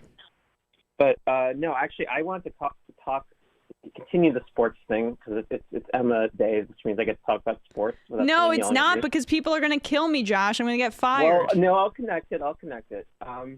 So I went to University of Missouri, which is, of course, at the time was a Big 12 school. They're now in the SEC, but and it was like two SEC. No, there were two national championship runs when I was there, and two in both sports, basketball and football. So I was like prime golden time for sports, and I was in like a lot of classes with like athletes, and I actually tutored some athletes as well, and had a few friends that were athletes, like football players, basketball players. And like the thing about that I think a lot of people don't understand as well is like just how much this is a full-time job without getting paid. And also in every class that I was in, and I'm sure, there's people who aren't this way because, it's life, but these athletes were like the hardest working students in any of these classes. Yeah. And, like their work ethic was like ridiculous. Like, they were there, they were at the front of the class, they were taking notes, they were really like putting so much effort in, and really like what they described to me, it was ridiculous. And there's no way, especially considering how much like I know Mizzou profited off of like that national championship run in 2007 with like Chase Daniel and Jeremy Macklin, just some deep cut references. Yeah. But like these Macklin and Daniel, and like both had like decent NFL careers, didn't see any profit from that. And then you're going to people who don't have NFL careers, like I think it's I forget the running back, who's a very good running back. I may have got signed out of the draft, but like, and same with the basketball team. Like there's it's, to me, it's just like an absurd sort of like, I don't know, it's absurd, especially when you're in a school like this and you see just how much and sometimes sports really make the school in a lot of ways. Well, they make a ton of money, and then so like they can, they can sell a player's jersey for years and years. They can be a legend at that school and never make it in the NFL. The players don't get a dime. I mean, the example I always use, particularly with white people in North Dakota, who I can't make the exploited labor pool argument to. Like, just look at the case study of Johnny Manziel, who was amazing for Texas A&M, right? Just like the amount of media attention and probably later recruiting benefits, like even material stuff besides the ticket sales and stuff. And he didn't do anything in the pros. He was never really going to, but he was a college star, exactly what college football wants, and didn't get a single payment from it. And I think pretty much everybody understands that he should, I mean, even if they don't like Manziel, like he should have got paid for what he provided there. Yeah. Absolutely. And I love college. Like, March Madness is my favorite time of the year. Like, I love watching college sports. I went to I went to Missouri, grew up a Michigan fan. God, heartbroken about last week, but I won't talk about that. This week. But I love it. I love how exciting it is. And it's truly you feel like if you're going to that school, you feel like you are part of the team and willing that team on to win. But it is super, super exploitative. I don't think the solution is not watching, because they do need support, especially some of these smaller schools that go into the tournament. Let's say, Oral Roberts, I think. Yeah, it was Oral Roberts who made it to the Sweet 16, I think, this year. They need that support, but it is just very frustrating because they're selling games off of these star basketball players, off these star football players. Johnny Juzang, for example. Dude's gonna they're gonna sell a lot of advertising UCLA off of his performances in the NCAA tournament. It's ridiculous. Yeah. So, no, I appreciate it, Josh. Have a good one. All right, we're gonna take another call because because of the sports talk. No more sports talk, folks. Even though I love. Oh wait, it. Can I just add one quick thing? Sure. I got my first shot jab. Hell yeah. The other day. What'd you get? Moderna, Pfizer? It was Pfizer. And I was hesitant because I have very mild asthma. So I think anyone who can get one, even if it's flimsy as hell, and now they're pretty much open up to any adult in New York, fucking do it. Because just the relief it gets you, and also the fact that you're protecting other vulnerable people. It's not jumping a line if you're eligible to get it. You should absolutely do whatever you can to get that vaccine if you're eligible. So yeah, for sure. Yeah. Appreciate it. Thanks so much, Josh. Yep. All right. Let's take one more call and then we'll do some clips. Or just another call. I'm not exactly sure. Calling from a 251 number. Calling from a 251 number. Who's this? Where are you calling from? Hey, Emma. This is Will from Kentucky. Will from Kentucky. How are you? Man, I'm doing great, you guys. How are y'all today? Good. So I wanted to talk to you guys. Ken Klippenstein, I'm not sure. Stein. He just dropped an article claiming that there was a soldier alleging a sex ring in an Oklahoma military base, and the top brass is freaking out. And it's really worrying because the troubling murder of the woman last year at a military base, I forget the specifics, and just the efforts of the leadership in the military to cover up that crime. It seems that there's a pattern in our military of violence and just horrific crimes and the willingness to cover it up. And it is very worrisome. I'm wondering what you guys' take is on how to reform the military and how to purge our troops, our police, these people of power of these violent, toxic people, Yeah. I mean, I just want to jump in with Left Flank Vet's take, which is this, and I have it on my phone, so I'll just read it. We can't reform this. No amount of stand downs will fix this. Leadership doesn't give a shit. This is indicative of the entire U.S. military. No more recruiting, no more Pentagon funding, no more bases, no more military as it stands today, and stop glorifying the fucking military. Because, yes, this is Ken's tweet. I haven't read the full article. We'll cover it more next week, probably. Female, I assume this is going to be a big story. Female soldier was allegedly sexually assaulted by 22 other troops at the Army training base in Fort Sill, Oklahoma, Pentagon official tells me. Video of the incidents has been circulating among service members.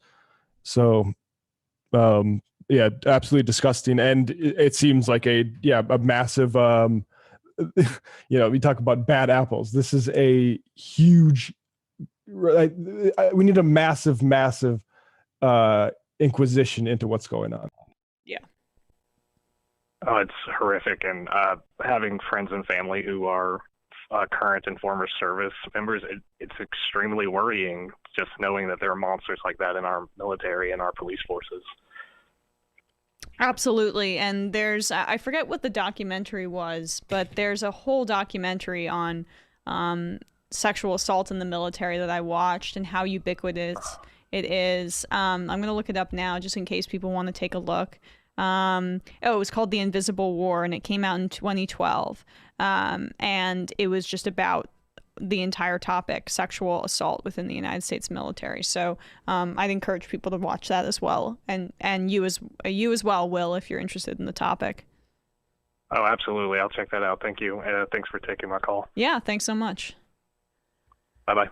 Bye. All right, let's get to some more clips, shall we? All right, yeah. Well, I mean, it's a hard transition given the severity of what Ken just reported and the ludicrousness of this tweet, but maybe it's a good time for Rachel Campos Duffy. Sure. Okay, so Rachel Campos Duffy is trying to rise in the ranks at Fox News, and how do you do that? Oh, well, you just hit at every talking point that is provided to the staff that puts things on air and just hit them everywhere. Cancel culture, most specifically. She had this monologue on Fox News the other day. Left's dangerous ideology continues its slow creep into all facets of American life. Critical race theory and gender ideology have infected nearly every institution in America. And while conservatives were politely debating ideas and our fancy think tanks were churning out policy papers, progressives were ruthlessly conquering cultural territory. Hollywood, universities, public school, media, big tech, Wall Street, and very importantly, corporate boards.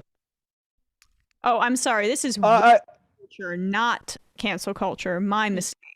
I just have to duck in here. Like, when they're taking cultural territory, I do not consider Wall Street or corporate boards to be cultural territory. That's the pay dirt. That is economic territory. The heights of economic priority making. That's actually where I wish the left was, and they're not there. Yeah. But anyway. Ruthlessly conquering cultural territory. Hollywood, universities, public school, media, big tech, Wall Street, and very importantly, corporate boards. But the last vestige of the pro-American meritocracy still standing was the U.S. military.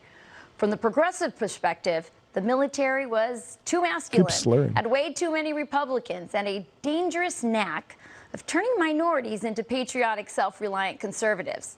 This could not stand. Michelle Obama's decision to make military spouses her top initiative as First Lady was the first clue that they had their sights set on the U.S. Armed Forces. Or if a conservative did that, that could be they're just taking interest in the military. But because it's Michelle Obama, it's got to be some nefarious thing. What were you saying, Matt? No, I'm just kind of, shocked that the military is getting woke. Thank God. I mean, we've already done Wall Street and corporate boards. Yeah, done. Those, right? Yeah, done, checked off our list. Now we have to focus on the military and, of course, our feminization of them. I mean, she's just like watching Tucker Carlson and taking taking furious notes on what Tucker's doing and then regurgitating it into her own nonsense. Do we have more of that? Nope, that's it. Okay. Well, yeah. That's the new frontier, folks. We've been focusing on feminizing the military and making it more liberal.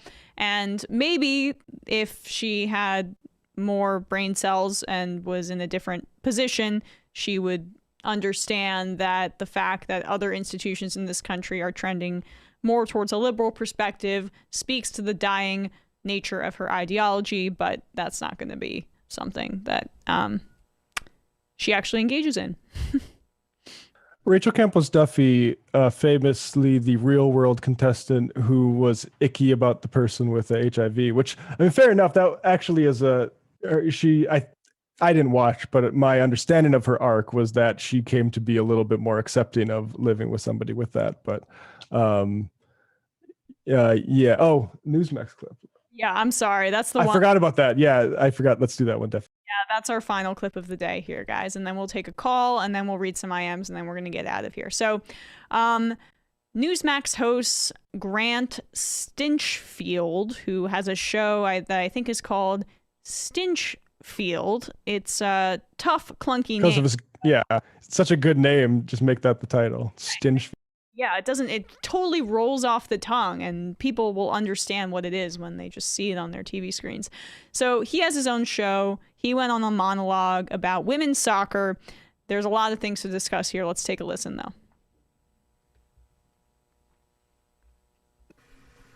Now, I don't need to tell all of you this, that it's absolute garbage. It doesn't really even deserve a response. Who cares about them, right? Though this comment is yeah, I was just like, it doesn't deserve a response, but here I go.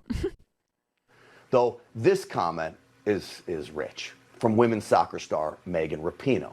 Her soccer salary may not be that of her male counterpart, but her endorsement dollars push her income into the millions, yet still she spews this nonsense. You see, despite all the wins, I'm still paid less than men who do the same job that I do. The idea that, women's soccer players are getting paid so much less than the men, I just don't think it's right. I never thought I'd be in a position to call an American president a ding-dong. But that's what Joe Biden is. He's a ding-dong. He's not even there. Whoa. Joe Biden knows this is not about being a man or a woman. It's about who sells the most tickets, the most jerseys, who gets the highest TV ratings. That's what drives the money. It's not their gender. But this is what you get when a president plays politics and the media plays propagandist. See, yeah, Stinchfield wouldn't know anything about propaganda because, speaking of quick Google searches, which Tim Pool accused me of not being able to do the other day, New York Daily News writes, according to the Wall Street Journal, the last 3 audited financial reports from the U.S. Soccer Federation reveal that the powerhouse women's team generated more game revenue than their male counterparts since the 2015 Women's World Cup. The U.S. women's national team generated nearly $51 million in revenue, mostly from ticket sales, which was one of the metrics I believe he referenced there. From 2016 to 2018, in the same time frame, the U.S. men's national team generated just under $50 million. And I know that it's really hard for Stinchfield to understand, but Grant, Megan Rapinoe, she's a star player in that league. She has a big public profile. She was speaking out about politics and, was pro-Elizabeth Warren, I believe, in the primary, using her platform for that purpose. She has a big public profile. That's why she gets those endorsements that he references there. He can't comprehend that she's trying to set standards for other female players in the league so that they're fairly compensated, like her friends and colleagues who she cares about. Is that something that Grant experiences in his own personal life? That's amazing detail to leave out, that the actual business numbers. Yeah. I mean, that's the thing, though. the women's soccer team, this is a cut and dry case. That's why someone like Biden is, half-heartedly weighing in on it. Because do I think that WNBA players should get the same amount of money at this point as the NBA? No. That's not something I love saying out loud, but people don't really watch the WNBA that much, and it's a very different situation. This is cut and dry. The men's soccer team failed to qualify for the World Cup. The women's soccer team has won it multiple times and is consistently the most dominant, if one of the most dominant soccer teams in the world, the women's U.S. women's soccer team. And they make more money. So the metrics that he is citing himself disprove his exact argument. And he could have just not run the segment, but then he would have had to do research before, and he didn't do that either. So then it's just like the Newsmax viewers is going to gobble that up. Yeah, I mean, I would also say and I don't know who runs the U.S. Soccer Federation, who controls these national teams. But as far as sending the teams to the Olympics, I think all that pay should definitely be the same. I don't know if it is. Right? When you get into these private, NBA versus WNBA, it starts to get a little bit different, because how would you level LeBron's compensation with WNBA players? But I'm starting to hear a little feedback, so I'm going to stop talking. Yeah, no. It's exact point. This is a very easy cut and dry situation, the U.S. women's national soccer team. So I wish it was harder for me to dispel the nonsense he spewed there, but it was quite easy. It was quite easy. Well, it is that what he's doing is propaganda to obscure the fact about just the business reality here, which is it's not always that just plain numbers can settle an issue like this. But I mean, you make a good point. Biden doesn't wade into cultural issues unnecessarily. It's probably one of the better things about his administration. And this is serious. This is just cut and dried instance of it, right? He's going to make sure that he can't be hit with what, Stinchfield wants to hit him with. Yes, the threshold is incredibly high for Biden to be weighing in here, and it's quite clear that this is an unfair situation, and that's what Megan Rapinoe is highlighting there. But she's got funky colored hair, so that's the other side of it for Newsmax to cover things. Yeah, I mean, frankly, this is all good in terms of a liberal democracy. Why aren't the players in control of compensation way more than this anyway, on both teams, frankly? And them asking for equal pay. If you're bringing in more revenue, you should be getting slightly more pay at least. Oh, and we didn't even touch on the fact that he called Biden a ding-dong. No, I mean, you talk about, there's January 6th and then there's April the 2nd when Biden got called a ding-dong. I never thought I'd say this. Drum roll, please. Do we have a drum roll on the soundboard? I haven't even used this really to the fullest of my ability during this entire process when Sam has been out. But damn it. Here we go. Biden is a ding dong. That wasn't even the right one. This is the one I wanted. Biden is a ding dong. That's all. Calling from a 530 number. Who's this? Where are you calling from? Hey, can you hear me okay? Yes, I can. Who is this? My name's Eric. I'm from San Diego. Or if you'd rather, you can call me the hunchback of the Gowanus Canal. Oh, Eric. I'm sorry. Quasimodo. What you calling about today? No, that's a different hunchback. Oh, my bad. The reason I'm calling today is to agree that Joe Biden is a ding-dong. But more importantly, I want to talk about Kshama Sawant in Seattle.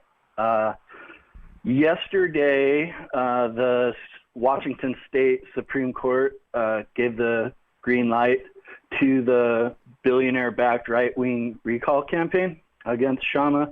And Kshama's a socialist. She's part of Socialist Alternative. Most recently, she got a bill passed in Seattle so that all like tenants that are being evicted have right to counsel, which as somebody who is involved with tenants' rights here in San Diego, I really admire and appreciate that.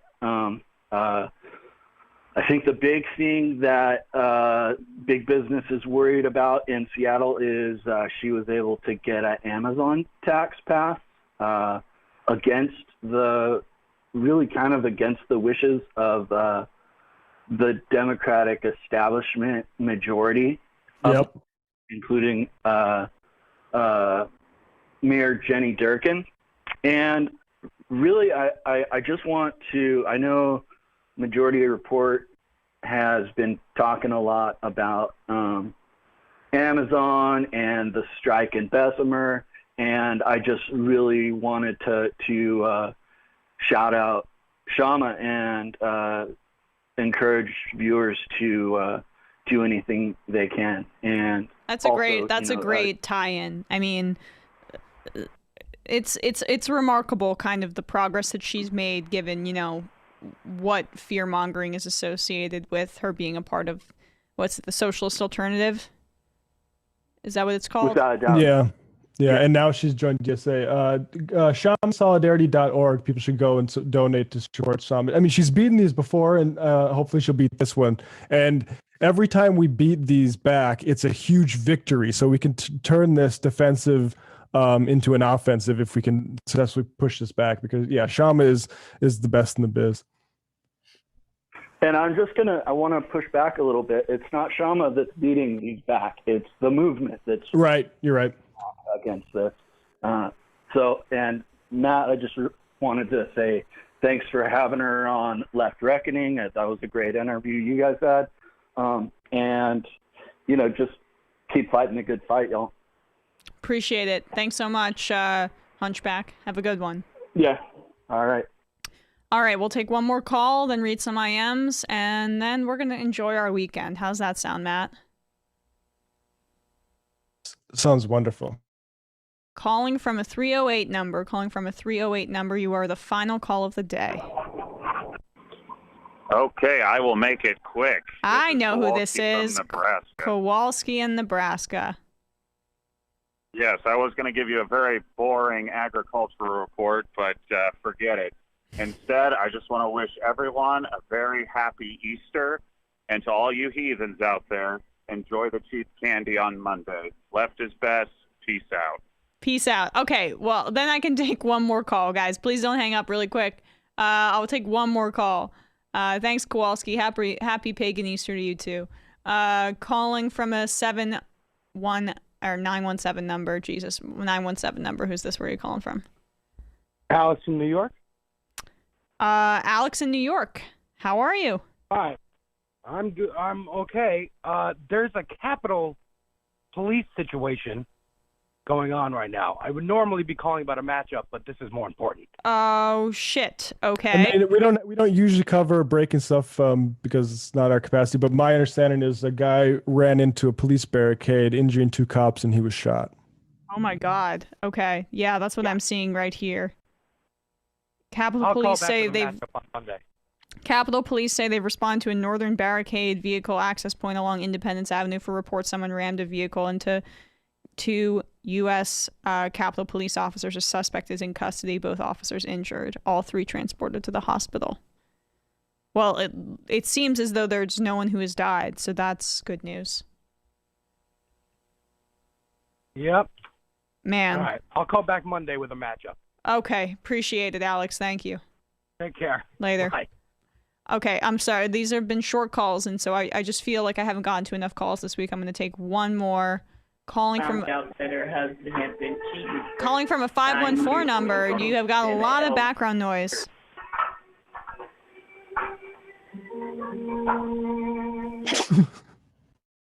Calling from a 541 number. Are we listening to classical music, or what are we doing here?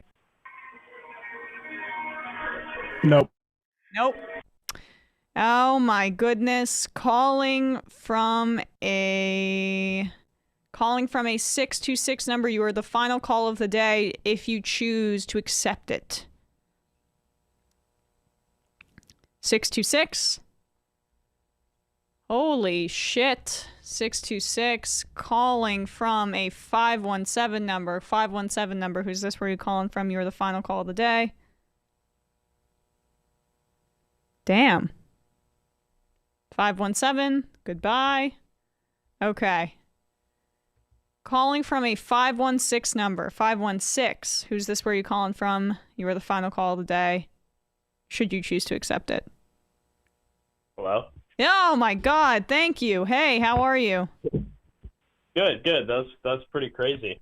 Who's this? Where are you calling from?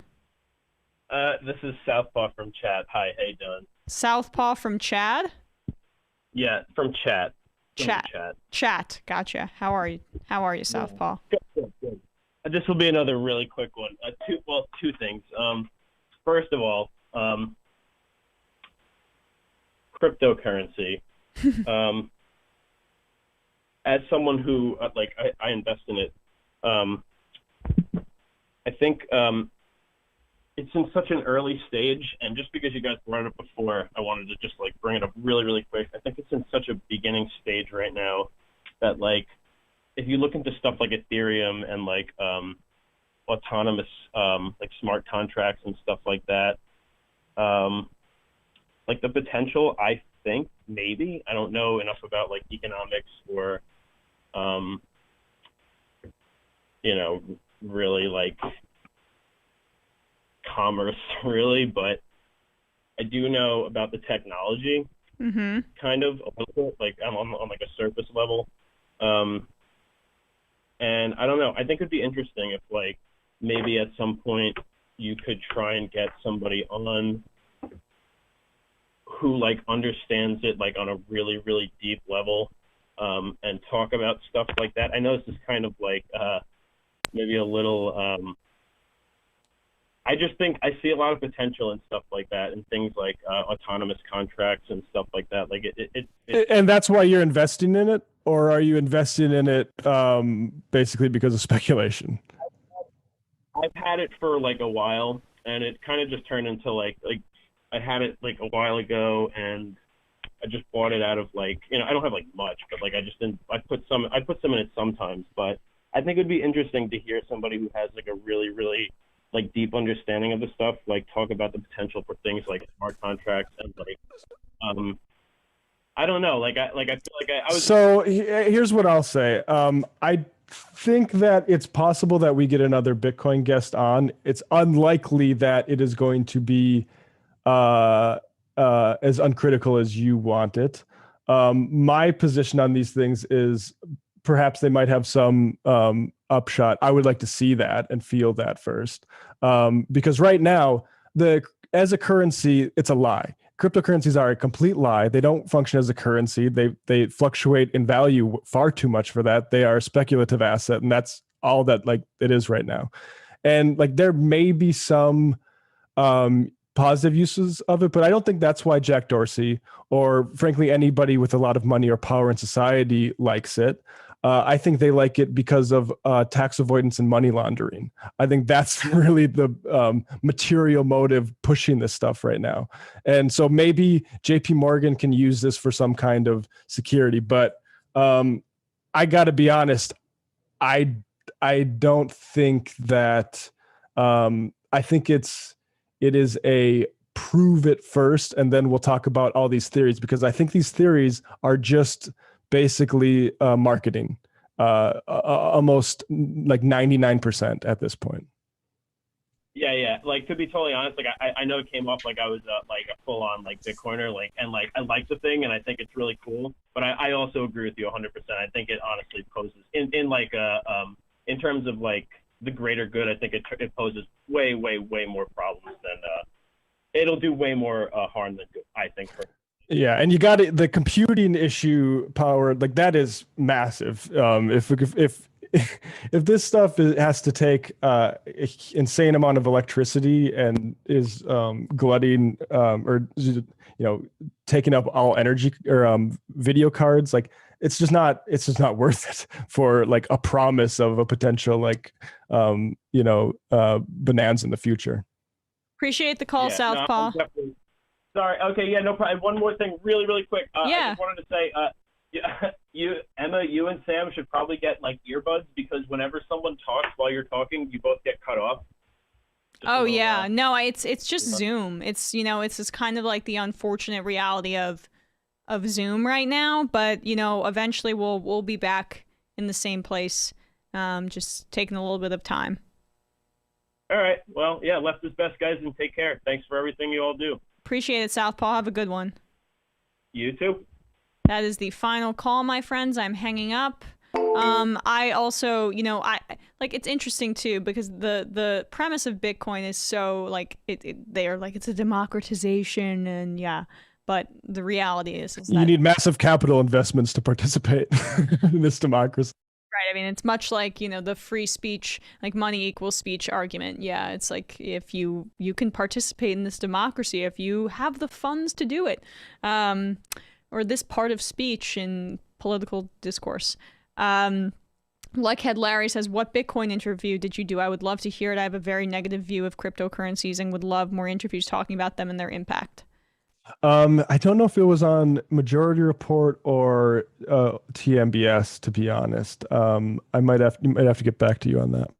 Champagne Communista says, Emma, you killed it this week. Have a great weekend, everyone. Thank you very much. Quam says, Biden is a ding-dong. Too far, Emma, too far. Hey, I didn't say it. I didn't go there.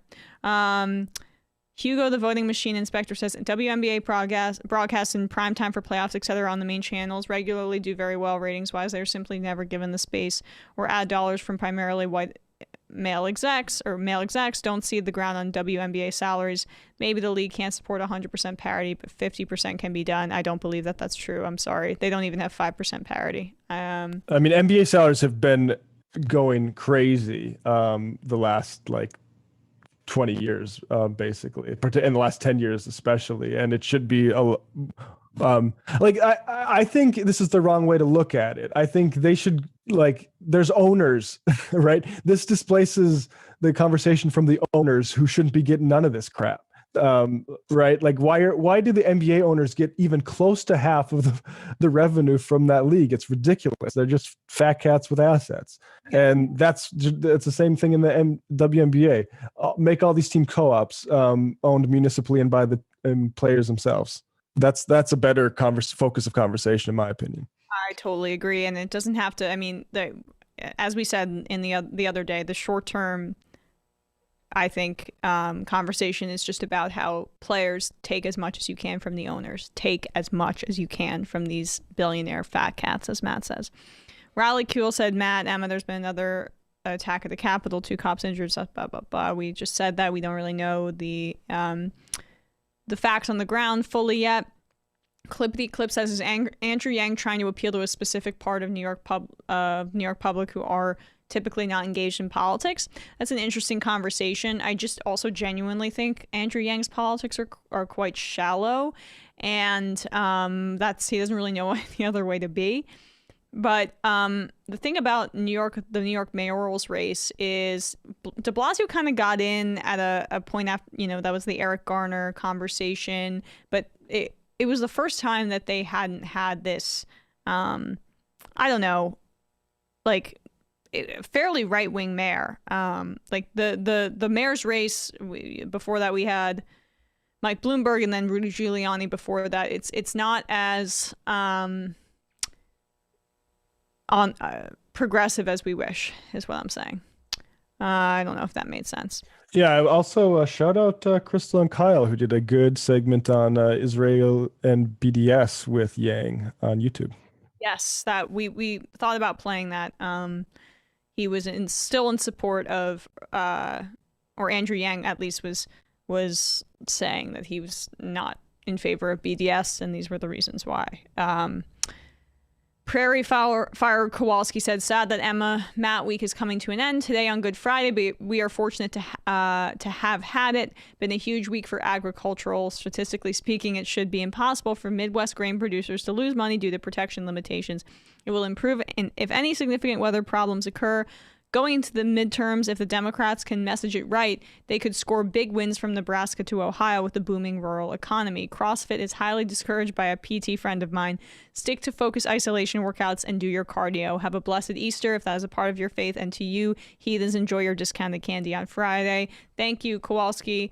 Was that if Democrats messaged correctly? They aren't going to. They're not going. That's a big if in bold letters. Co-Intel Prol says porn is inherently exploitative equals no good woman would participate. Well, it depends. Yeah, I mean, a lot of things are I'm inherently being exploited by Sam. Right? Like just for my labor, exploitation. But I understand the emphasis. Definitely does draw that conclusion. The left testicle says Louis C.K. is exactly as back as he needs to be. He's playing clubs, which is fine, I guess. He doesn't need to be given the position he abused in Hollywood/NYC. Again, though, he is, still not as shit as Marilyn Manson or Shia LaBeouf. I have a controversial opinion on the Louis C.K. thing. I think a lot of this happened before he was as powerful as he was, and he did apologize. My opinion also is influenced by, people I respect also saying he's pretty much, a better guy than is being portrayed. But at the same time, I don't know. And maybe it's just because I'm a fan. But I think the IM does make a point though. He is touring. And I I've a guy who's bought Louis specials before. I think it'd be nice if we had a better conversation for redemption stuff, but I don't think I think he's fine, basically. Yeah, he's fine. I was frustrated by the roping in of him at the time, specifically with it was at the same time around Weinstein. It was the same time around Kevin Spacey, and what was done with Louis was very different. It'd be nice if Spacey got a little bit more heat, frankly. Or, he just basically got off, didn't he? I guess I didn't follow that very close. Biden in the California Raisin says Tim Pool is jealous of Matt Leck's mane of flowing, lustrous hair. Thick Mulvaney says, can Matt comment on how comfortable that gaming chair is? I've heard a lot of models are uncomfortable, and I was curious. I must say, it's generally comfortable, but the armrests are kind of a cheap plastic. I didn't get the premium-ish model, and it hurts my arms after yesterday. I was in the seat for about 5-6 hours of broadcasting, and it doesn't feel good on my elbows. So get one with the padded elbow seat. So maybe just a normal office chair would probably be better. Politica says, this is anecdotal evidence, but I used to work at the Lululemon corporate office, and they are internally changing the Sanskrit names of the pants to avoid cultural appropriation and save some face, avoiding words like namaste, etc. What's funny about that is Indian people do not care that Americans do that sort of thing, but I appreciate that I don't want to see an American company typing namaste on my sweatpants. I'm not going to buy those. It's weird. Yeah, that is weird.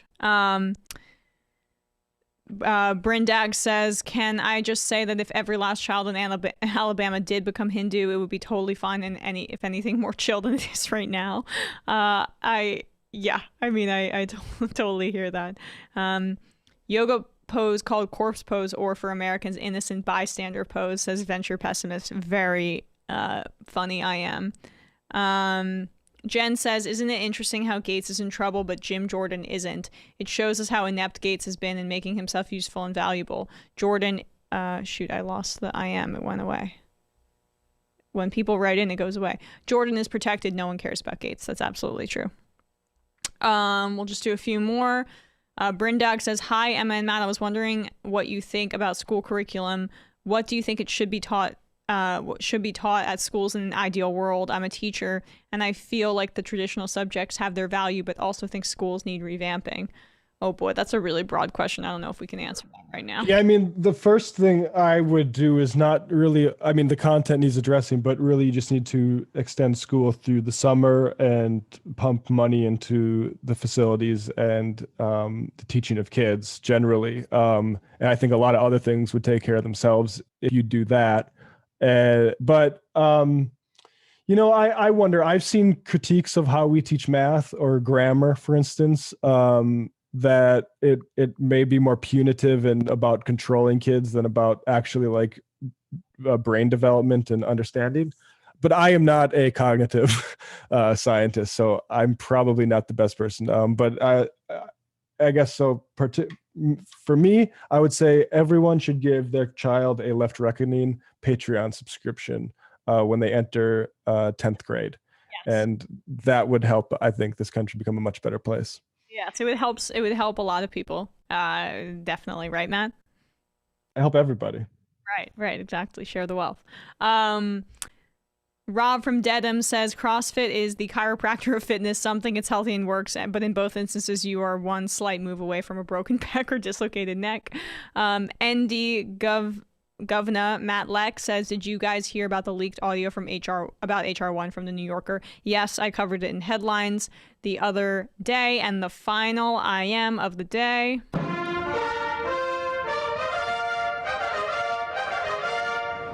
Just Some Guy says, any chance of a shofar for a member's birthday?